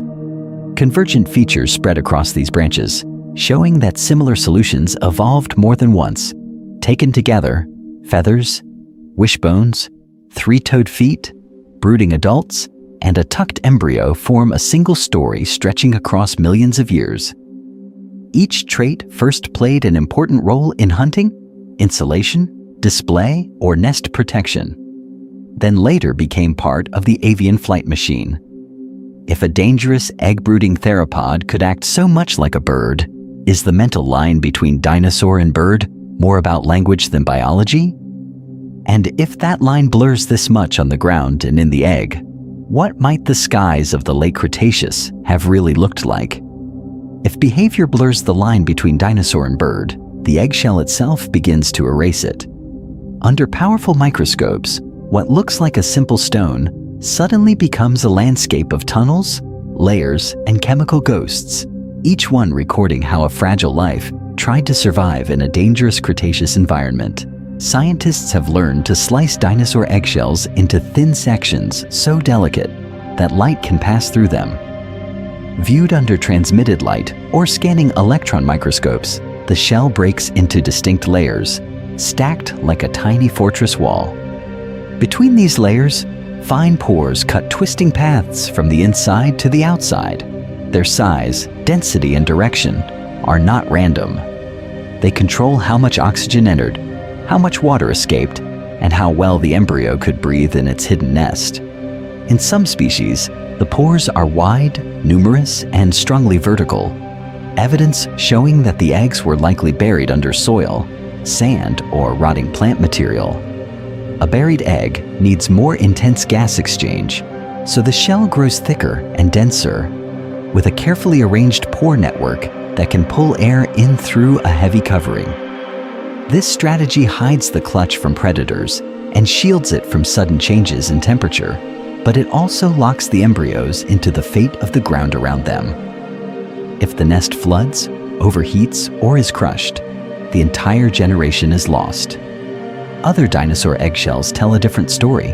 Their pores are fewer, narrower, and sometimes angled, suggesting open-air nests where the eggs rested in shallow scrapes or exposed mounds.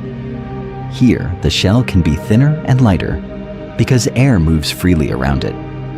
This offers faster warming in sunlight and easier control by a brooding parent, but it also exposes the nest to powerful hunters, scavengers, and harsh winds. Each microstructure represents one of the most important trade-offs in reproduction: concealment versus control. Beyond shape and structure, chemistry adds another layer of information. Geochemical tests of stable isotopes, such as oxygen and carbon locked in the calcite crystals, can hint at nest temperatures and humidity many millions of years ago. Subtle shifts in isotope ratios can even reflect the water and plants that entered the mother's body. linking the egg to her diet and to the wider ecosystem. In this way, a single shell fragment becomes a tiny archive of the climate and food webs that played an important role in the life of a predator or plant eater. In rare cases, eggshells preserve traces of organic molecules or pigment residues. These chemical shadows can indicate whether an egg was pale, speckled, or darker, pointing to camouflage strategies in predator-rich nesting grounds.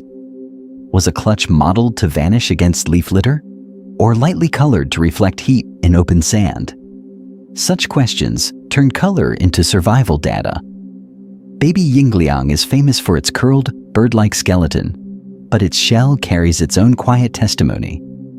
Thin sections show a structured, relatively dense shell, with pores arranged in a way that suggests partial covering, rather than deep burial or full exposure. Combined with isotopic signals from similar oviraptorosaur eggs, this points to a nest warmed both by the environment and by the body of a dangerous theropod that likely guarded its clutch. Yet something went wrong. The embryo never broke through. In that failure, the shell froze a microscopic record of risk, a carefully balanced nesting strategy that, in this case, did not save the next generation. If so much can be read from layers and pores, what happens when the entire nest, the surrounding sediments, and even the predator's tracks are added to the picture? When the view pulls back from a single shell to the entire nesting ground, a harsher reality appears. For millions of years, most dinosaur eggs never stood a chance of entering the fossil record at all.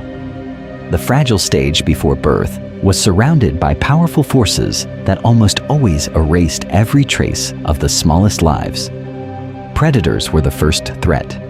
Many meat-eating dinosaurs treated nests as easy meals, cracking open eggs with sharp teeth or strong claws, and scattering shells across the ground.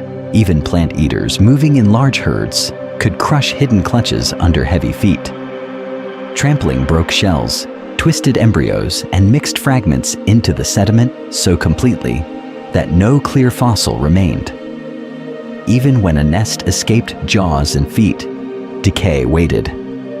Bacteria invaded through tiny pores in the shell, feeding on soft tissues and breaking them down within days. As the embryo collapsed, its delicate bones fell apart, losing their original position. Chemical reactions inside the moist nest further dissolved these bones, especially in warm, oxygen-rich environments where microbes thrived.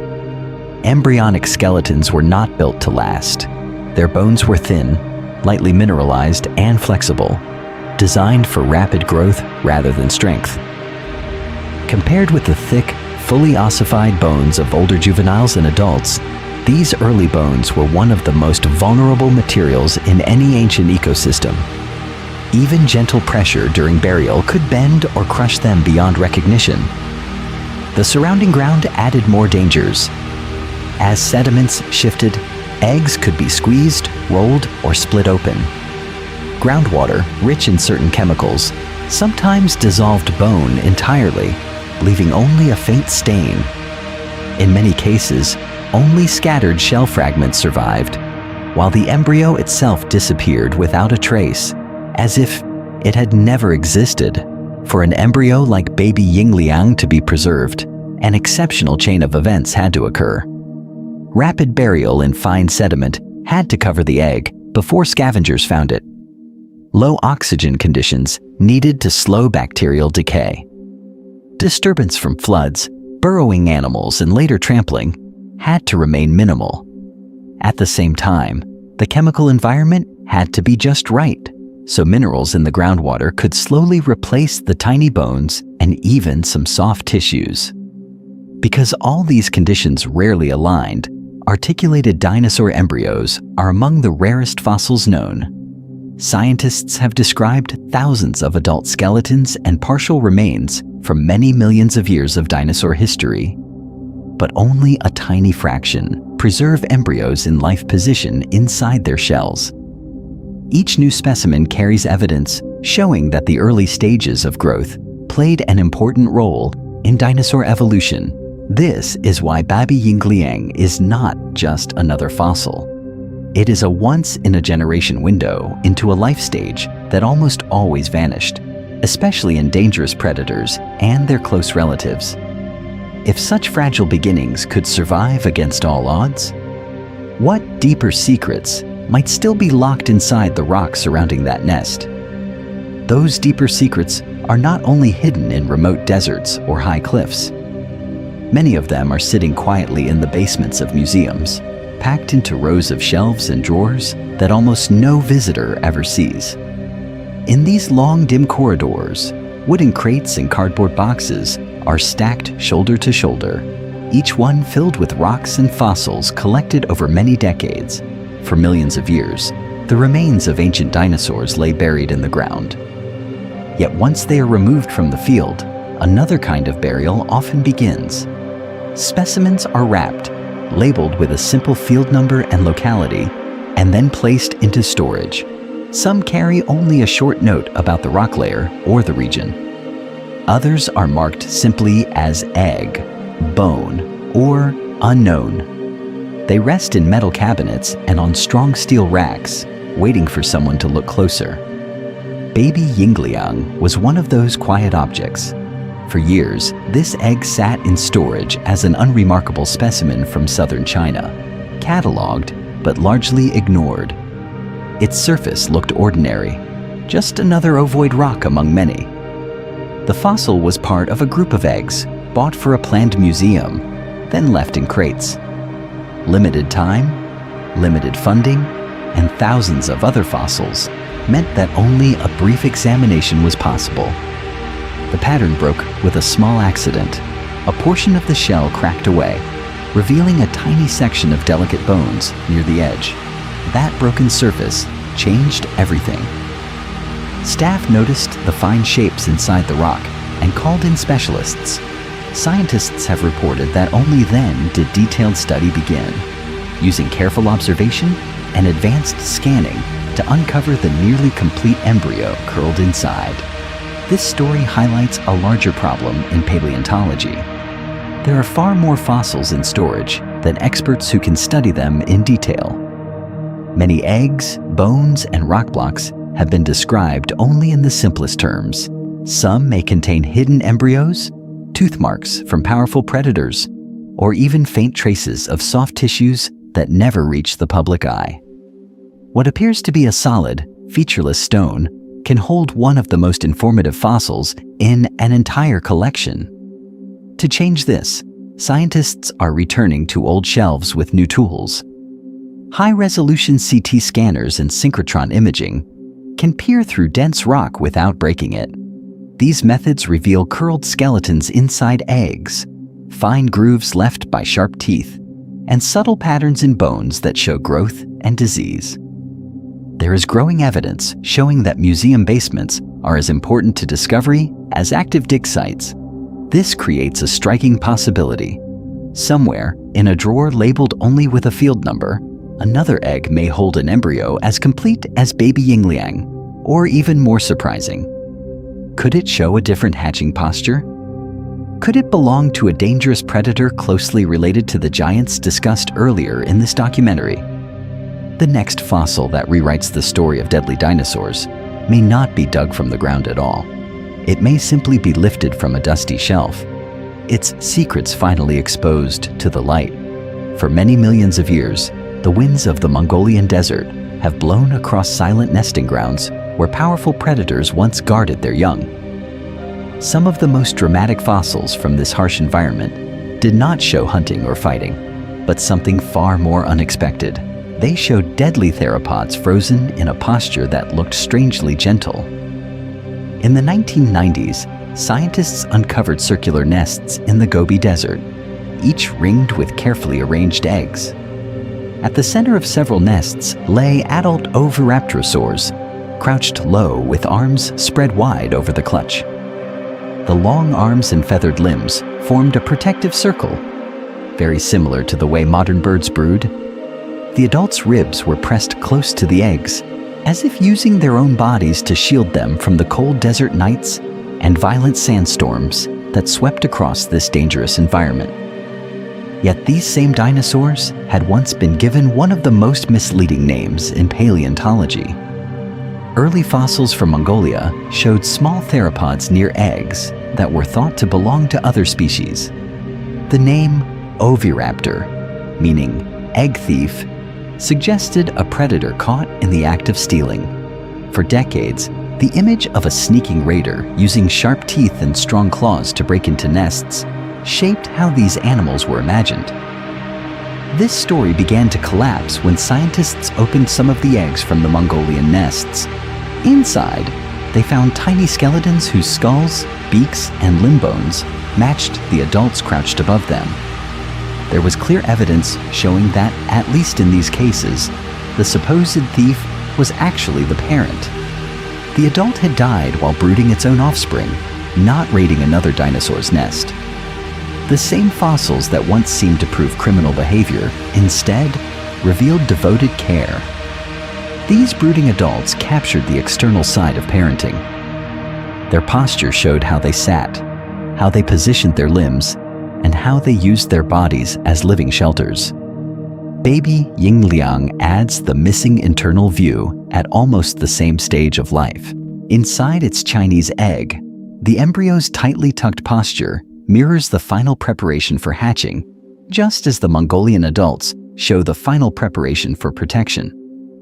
One fossil shows the guardian, the other shows the guarded.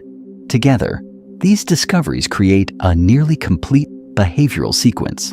There is evidence showing that oviraptorosaurs built nests in open, exposed areas, laid eggs in precise circles, and returned to brood them with outstretched arms. Inside the eggs, embryos like baby Yingliang curled into complex tucking positions before attempting to break the shell. All of this took place in a landscape filled with other predators, sudden sandstorms, and potential nest raiders waiting for any mistake. The irony is striking. A dinosaur once vilified as an egg thief has become one of the most powerful examples of bird-like parental care among dangerous theropods. These fossils have played an important role in showing that even lethal hunters could invest heavily in their young. And the next case file in this story asks a deeper question. How dangerous did such devoted parents become when their nests were threatened? When a predator approached an oviraptor nest, the danger did not end with the guarding adult. It extended to every fragile shell hidden in the ground or resting on the surface. For millions of years, the kinds of hunters living nearby shaped how those eggs were built, where they were placed, and how quickly the young inside prepared to face the outside world. In regions ruled by giant apex predators, the threat looked very different from place to place. In late Cretaceous North America, huge tyrannosaurs with powerful jaws and bone-crushing teeth dominated open floodplains. A single step from such a hunter could crush a clutch by accident, but these giants were more focused on large prey than on carefully searching for tiny nests. By contrast, in parts of Asia, the same environments held a wide range of mid-sized theropods and agile raptor-like dinosaurs, armed with sharp claws and quick senses that actively hunted for eggs and helpless hatchlings. This contrast played an important role in how nests were arranged. In ecosystems packed with small, fast nest raiders, the most serious danger came from sharp eyes and nimble bodies able to squeeze into almost any hiding place. In such environments, scientists have found evidence showing that some dinosaurs buried their eggs more deeply, or tucked them into dense vegetation and sandbanks, turning concealment into their first line of defense. Where the land opened into broad plains with few hiding spots, different tactics were favored. Larger adults could sit directly over exposed nests, using strong limbs, size, and aggressive displays to defend their young in full view. Egg size and number added another layer to this survival game. Many small eggs spread risk across the landscape. If a pack of small theropods uncovered one nest, others might remain hidden. But this strategy also meant that each embryo started smaller and more vulnerable, often needing longer care after hatching. Fewer, larger eggs represented the opposite investment. Each shell held a more developed embryo with bigger bones, stronger muscles, and a better chance of moving independently soon after emerging. However, if a predator found such a clutch, a single attack could erase an entire generation. Baby Yingliang's egg sits between these extremes. It is not the largest oviraptorosaur egg known, yet the embryo inside is preserved at a remarkably advanced stage, curled in a tight, bird-like posture. This combination suggests a strategy where the young hatched relatively well developed, with limbs and neck already prepared for quick movement. In a landscape filled with lurking theropods and other predators, a hatchling that could run, crouch, or hide within moments of breaking the shell had a clear advantage. Taken together, these patterns show that there was no single dinosaur way to reproduce. Different dangerous neighbors forced each species to find its own balance between hiding eggs, defending nests, and speeding up development inside the shell. The baby Yingliang embryo captures one solution to this ancient problem, and it raises a new question. How did its unusual posture help push that strategy even further? For many millions of years, popular images have turned the great predatory dinosaurs into simple symbols of terror. In paintings, films, and games, they roar across the landscape, tearing flesh with long claws and powerful jaws, locked forever in a cycle of chasing and killing. These deadly hunters are often shown as one-dimensional monsters, driven only by hunger with little room for care, subtlety, or complex social behavior. Fossils tell a quieter story. In the rock record, there are not only skeletons frozen in mid-attack, but also delicate scenes that seem almost gentle.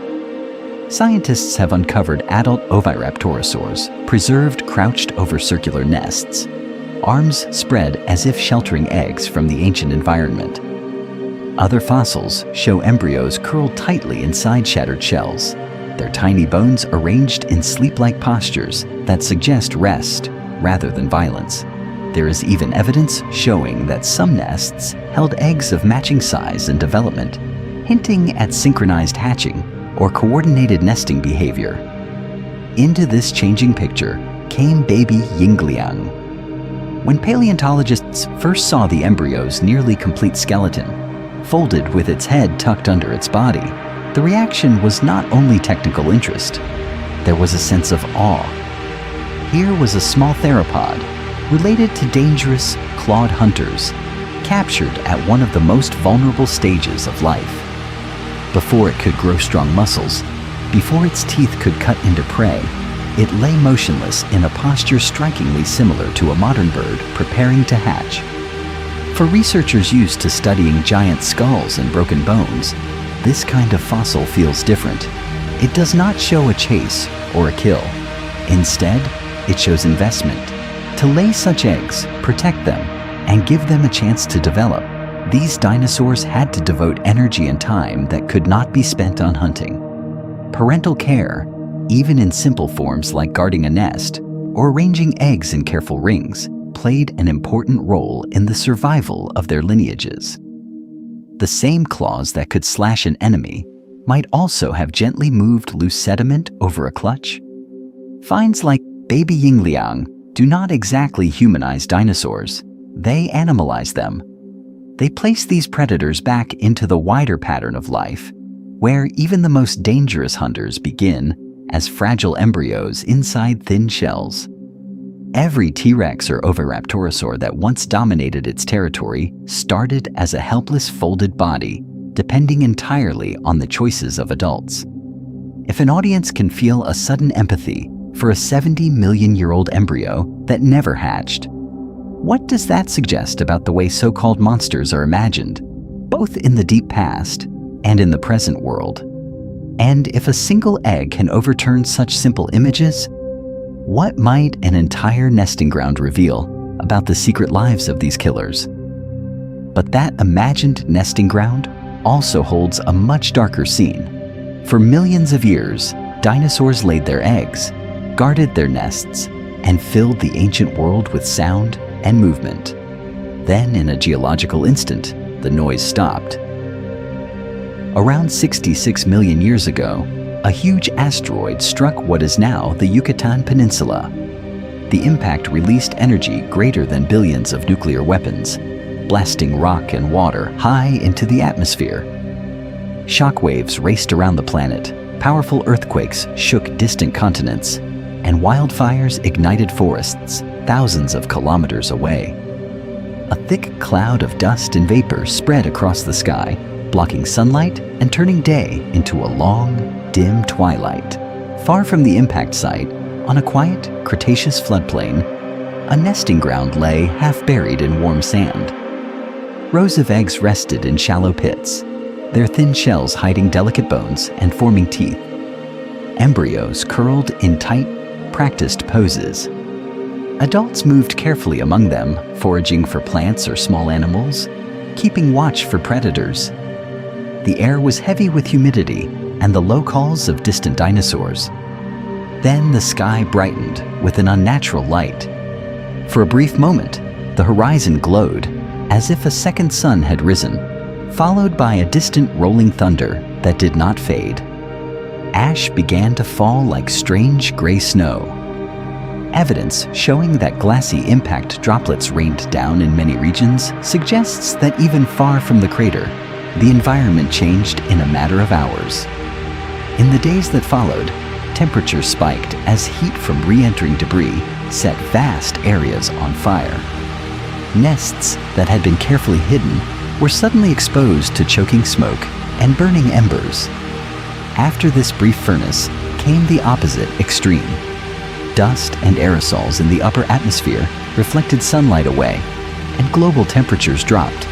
Plants withered without light, food chains collapsed from the bottom up, and whole nesting grounds fell silent as parents starved, fled, or died in the spreading chaos. Many adult dinosaurs perished quickly, but an even quieter loss unfolded inside the eggs. Entire generations of embryos and hatchlings never broke their shells, erased before they could test the dangerous world they were built for. Among them were predators with strong jaws and blade-like teeth, plant eaters with massive bones and armored skin, all ending as unfinished plans in stone. Scientists have found fossils of eggs and tiny skeletons that capture only a fraction of this vanished generation. Each one is one of the most fragile records of deep time, a frozen attempt at survival. Baby Yingliang, although older than the final impact, stands as a symbol of these interrupted experiments. Its perfect, silent posture shows how behavior played an important role even before birth. Yet its unhatched state echoes the countless lives that ended before they began. If one embryo can stand for a lost generation, what can its exact pose reveal about how close dinosaurs were to becoming something very different?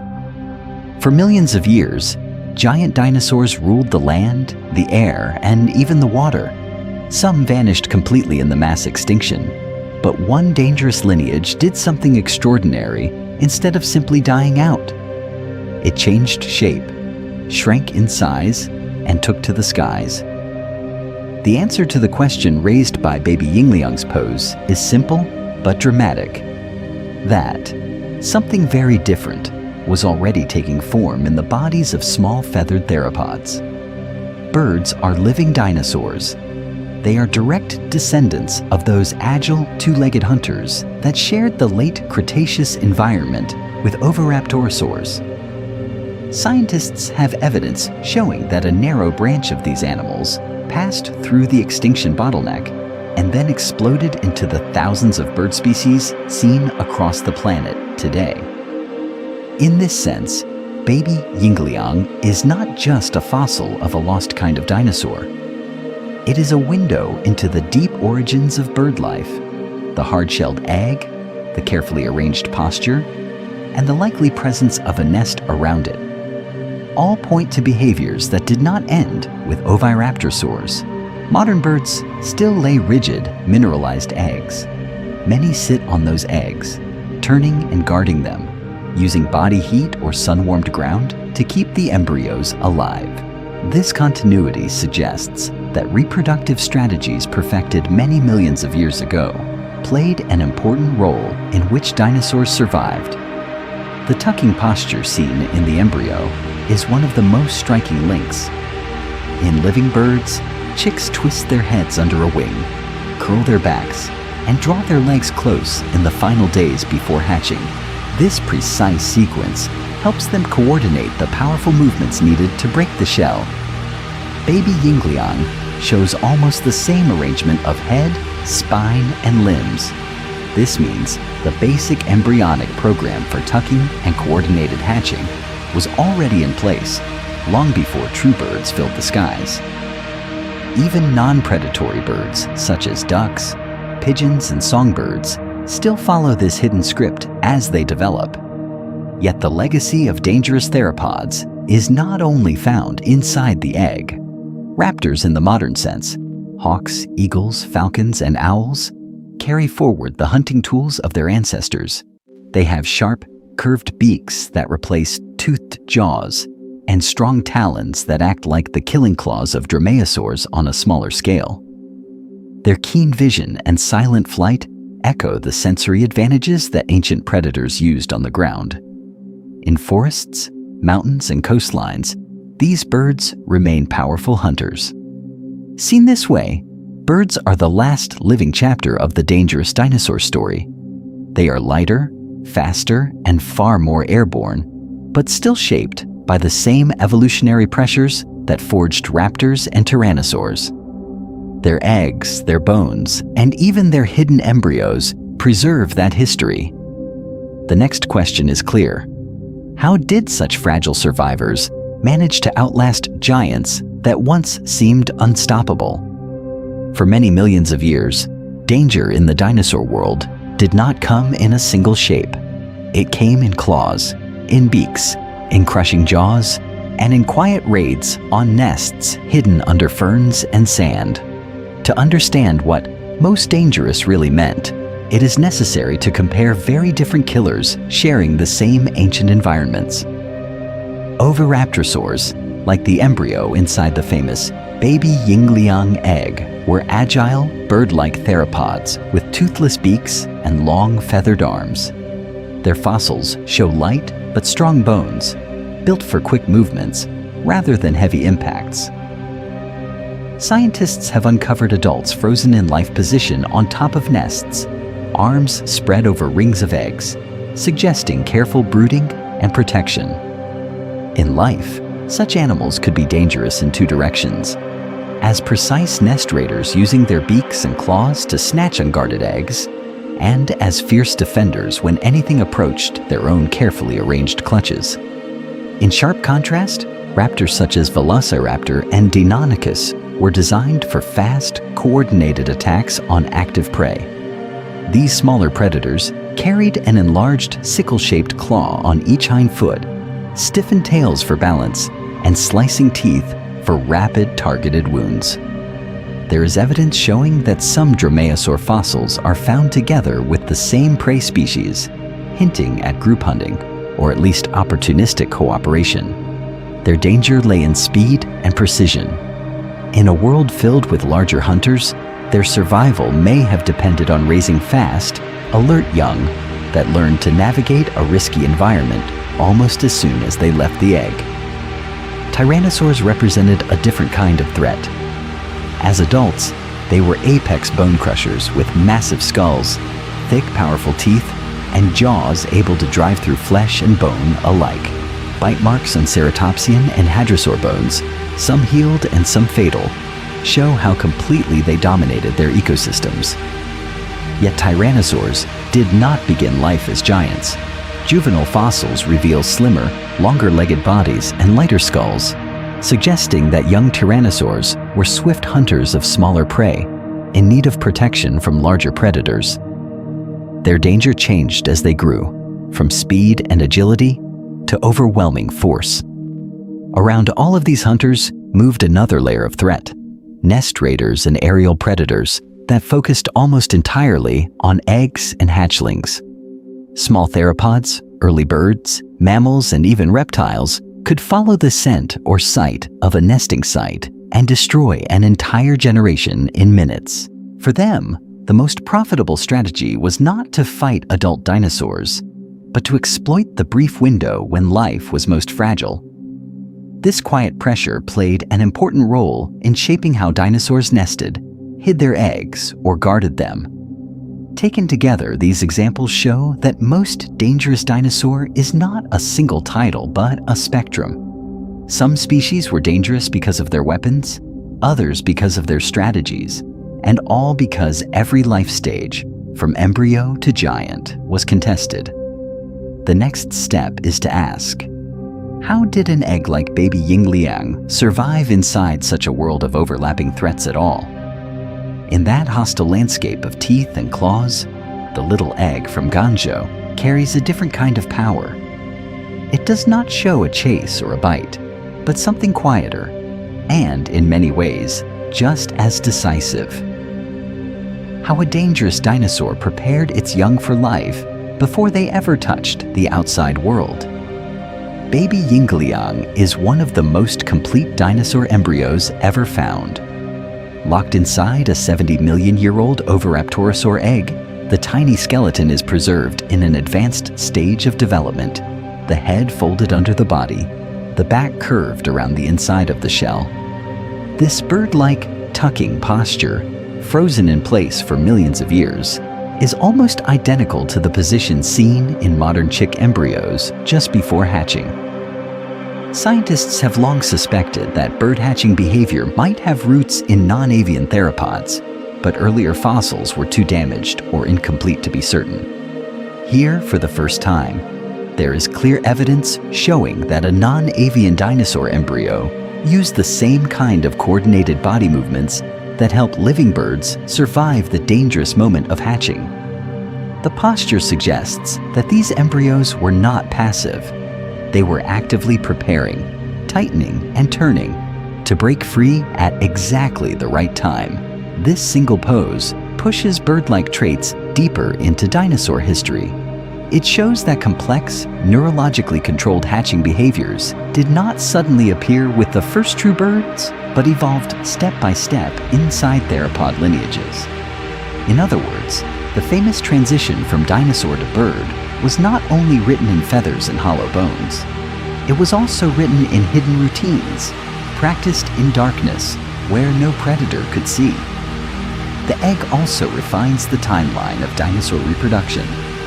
Oviraptorosaurs lived in environments filled with larger hunters, yet this embryo indicates that some of these predators invested heavily in each offspring.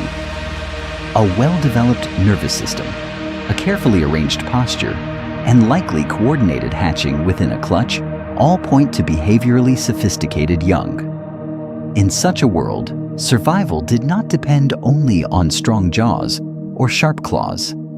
It began with an organized start to life, where timing and behavior played an important role from the very first heartbeat. Methodologically, baby Yingliang marks a turning point.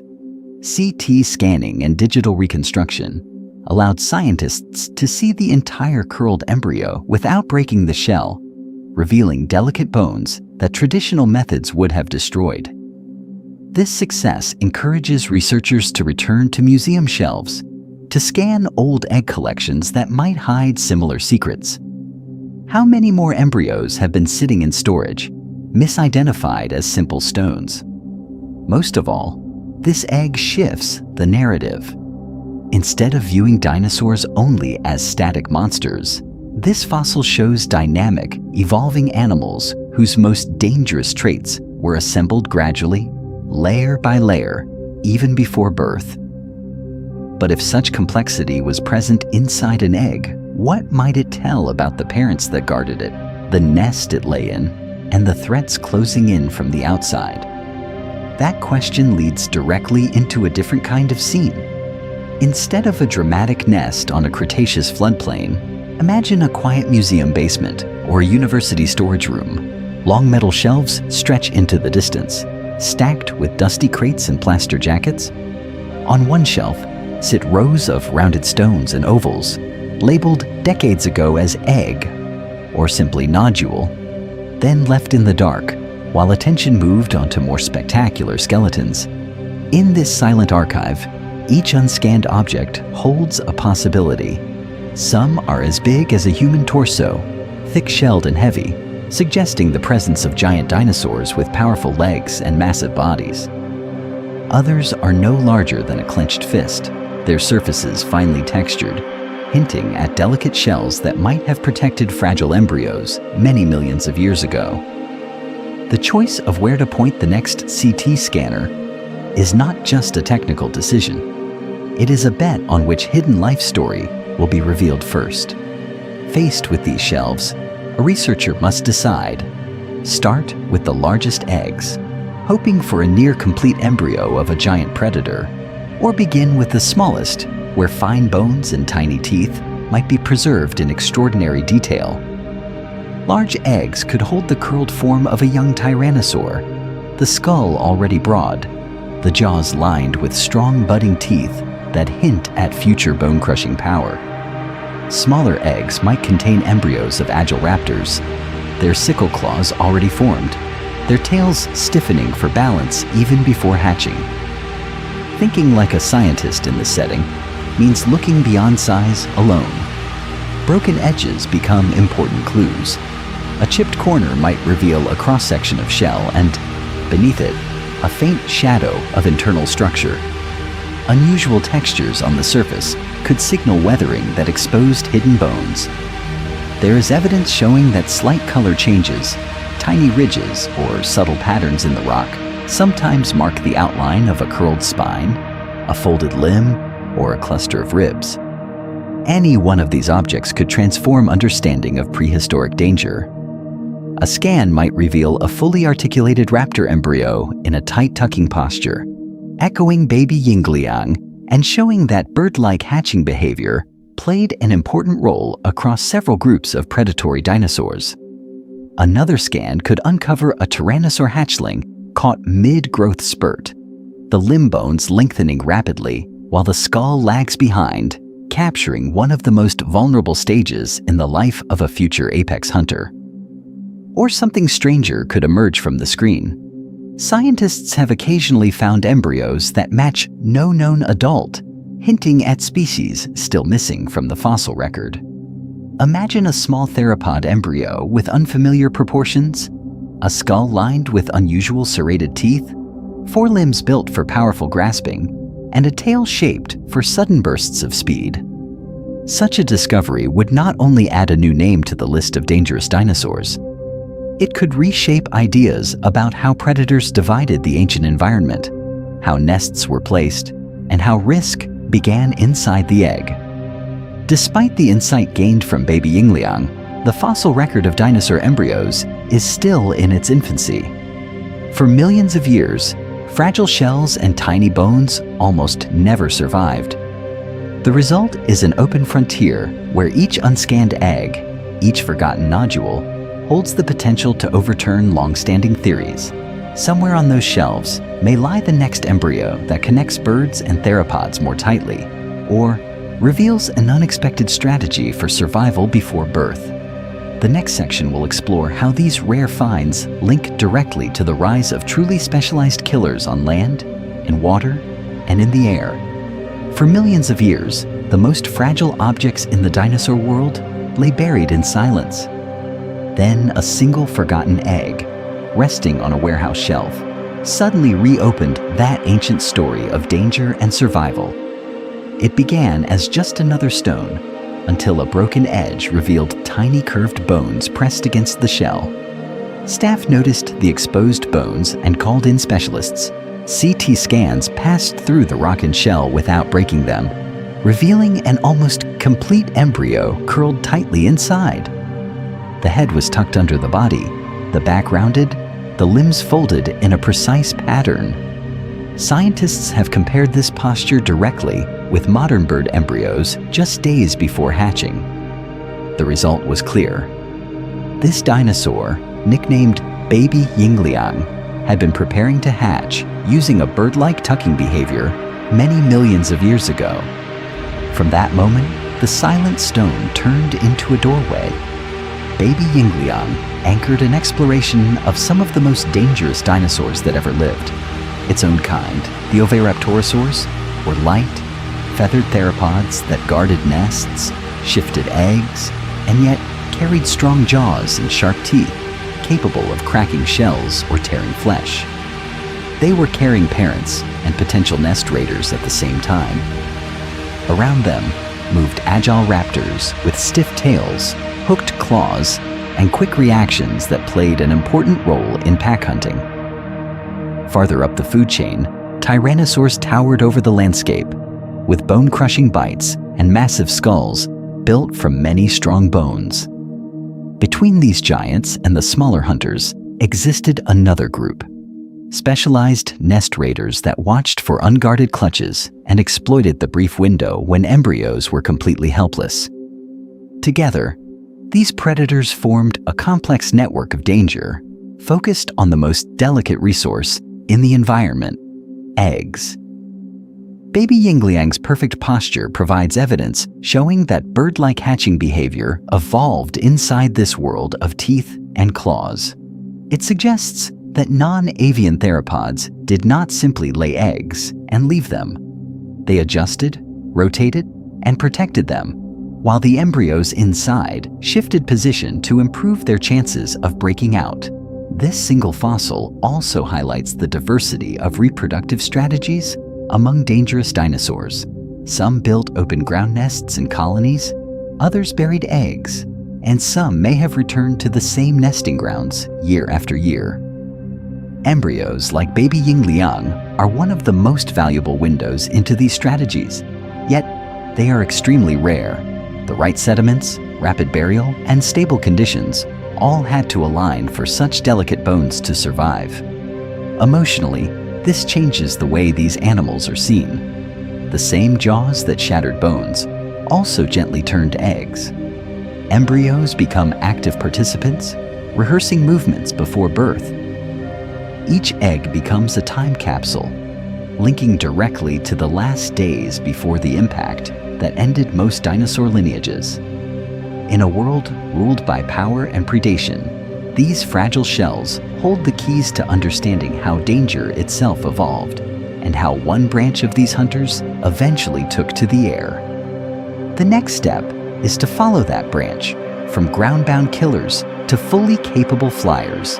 From ground-bound killers to fully capable flyers, the story of baby Yingliang stretches across almost unimaginable time. This single egg was laid around 70 million years ago in the final chapter of the Age of Dinosaurs, then vanished beneath sediment as predators hunted, rivers shifted, and volcanic ash settled over the land. Buried in darkness, it passed through deep burial, crushing pressure, and slow mineral replacement, while continents moved and climates changed above it. For millions of years, the fragile shell and tiny bones inside remained locked in stone. Entire mountain ranges rose and eroded. Ice ages came and went.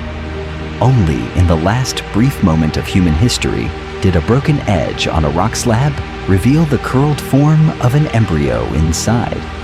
In terms of Earth's timeline, the gap between the egg being laid and scientists finally studying it is almost like a heartbeat between thunder and echo.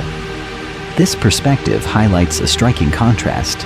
The non-avian dinosaurs that surrounded this egg were among the most powerful land predators and herbivores that ever lived. Strong jaws, sharp teeth, heavy armor, and fast legs allowed them to dominate their environment.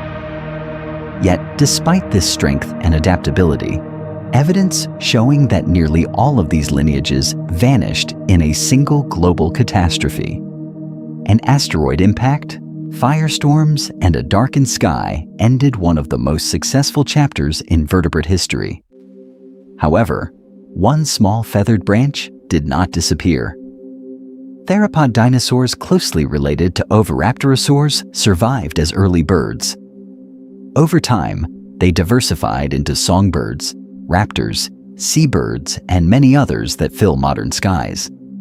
Baby Yingliang, with its bird-like tucking posture, stands as evidence showing that key behaviors linked to survival and hatching were already present many millions of years ago before the impact. In this way, the embryo connects deadly ground hunters to the flocks that live in cities, forests, and oceans today. This connection carries a warning. The late Cretaceous world that formed this egg was already changing, with shifting sea levels, active volcanoes, and stressed ecosystems. Today, the planet is again in a period of rapid environmental change and accelerating extinctions. What can the end of the dinosaurs teach about resilience and vulnerability? Fossils from embryos, predators, and plants together reveal how food webs collapsed, which groups endured, and how long recovery truly took. The path to that insight was not simple. The egg sat for years in storage until a careful observer noticed tiny bones in a broken section and called in experts. CT scans, detailed 3D models, and patient comparison with modern bird embryos were all required. Scientists have shown that deep discoveries often come from overlooked details, from rocks that almost remained unexamined. Seen this way, fossils are not just dead stones. They are conversations across time, messages from dangerous worlds where survival depended on adaptation, care of the young, and fragile shells hidden in nests. Each embryo, tooth, and trackway has played an important role in revealing how life responds to crisis. The next step is to listen even more closely to these ancient messages and to follow the line from baby Yingliang to the birds that still test the air with every beat of their wings. Each embryo, tooth, and trackway has played an important role in revealing how life responds to crisis, but they also open a doorway into deep time. For millions of years, giant dinosaurs ruled the Earth, and in that ancient environment, even a fragile egg like baby Yingliang carried the blueprint of powerful predators and nimble, feathered hunters. One small shell has become a window into a world of monsters and their young. For viewers drawn to this single unhatched life, there is an entire fossil record still waiting. Museums hold nests frozen in stone, skeletons with strong bones and sharp teeth, and delicate impressions of feathers that connect theropod dinosaurs to modern birds. Documentaries, research articles, and detailed reconstructions show how scientists have combined CT scans, microscopic analysis, and field discoveries to rebuild behaviors that ended many millions of years ago. Exploring these sources turns a single embryo into a much larger story of evolution and survival. Beyond famous skulls and massive skeletons, there are also hidden collections where unprepared fossils still rest in plaster jackets and storage drawers.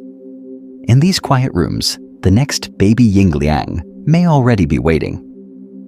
Evidence showing that museum volunteers, visiting students, and careful technicians have uncovered important specimens reminds viewers that science is not only made by a few. It grows wherever attention is given to the silent shapes inside the rock. Supporting that work can take many forms. Sharing educational material spreads accurate information about fossils and the environments they record. Visiting local museums, fossil sites, or university collections helps keep these institutions strong and visible. In some regions, citizen science projects invite the public to help catalog bones, trace tiny impressions on digital scans, or report new finds from eroding cliffs and riverbanks. Each action strengthens the chain that connects ancient bones to modern understanding. This channel follows that chain across different ages of danger. Future episodes will examine some of the most formidable hunters, from towering tyrannosaurids to fast, sickle-clawed dromaeosaurs, and will return to eggs, trackways, and bite marks that reveal how these predators lived. New fossils from deserts, riverbeds, and quarries, along with advanced imaging that peers inside skulls and shells, continue to reshape the timeline of how dinosaurs grew, hunted, and cared for their young. The story of baby Yingliang is only one chapter in a much larger investigation. Viewers are invited to take part in that investigation. Which stage of dinosaur life is most surprising? The hidden embryo, the fragile hatchling, or the full-grown hunter with massive jaws and crushing teeth? What kind of egg should scientists scan next? A sauropod giant, a small troodontid, or another oviraptorosaur curled in the dark? How has this embryo changed the mental image of dinosaurs as active, bird-like animals instead of slow, distant reptiles? Long before humans, dangerous dinosaurs ruled the Earth. Long after they vanished, one egg waited to hatch its secrets for us. If questions continue to be asked, there is no telling what other monsters in stone will speak next.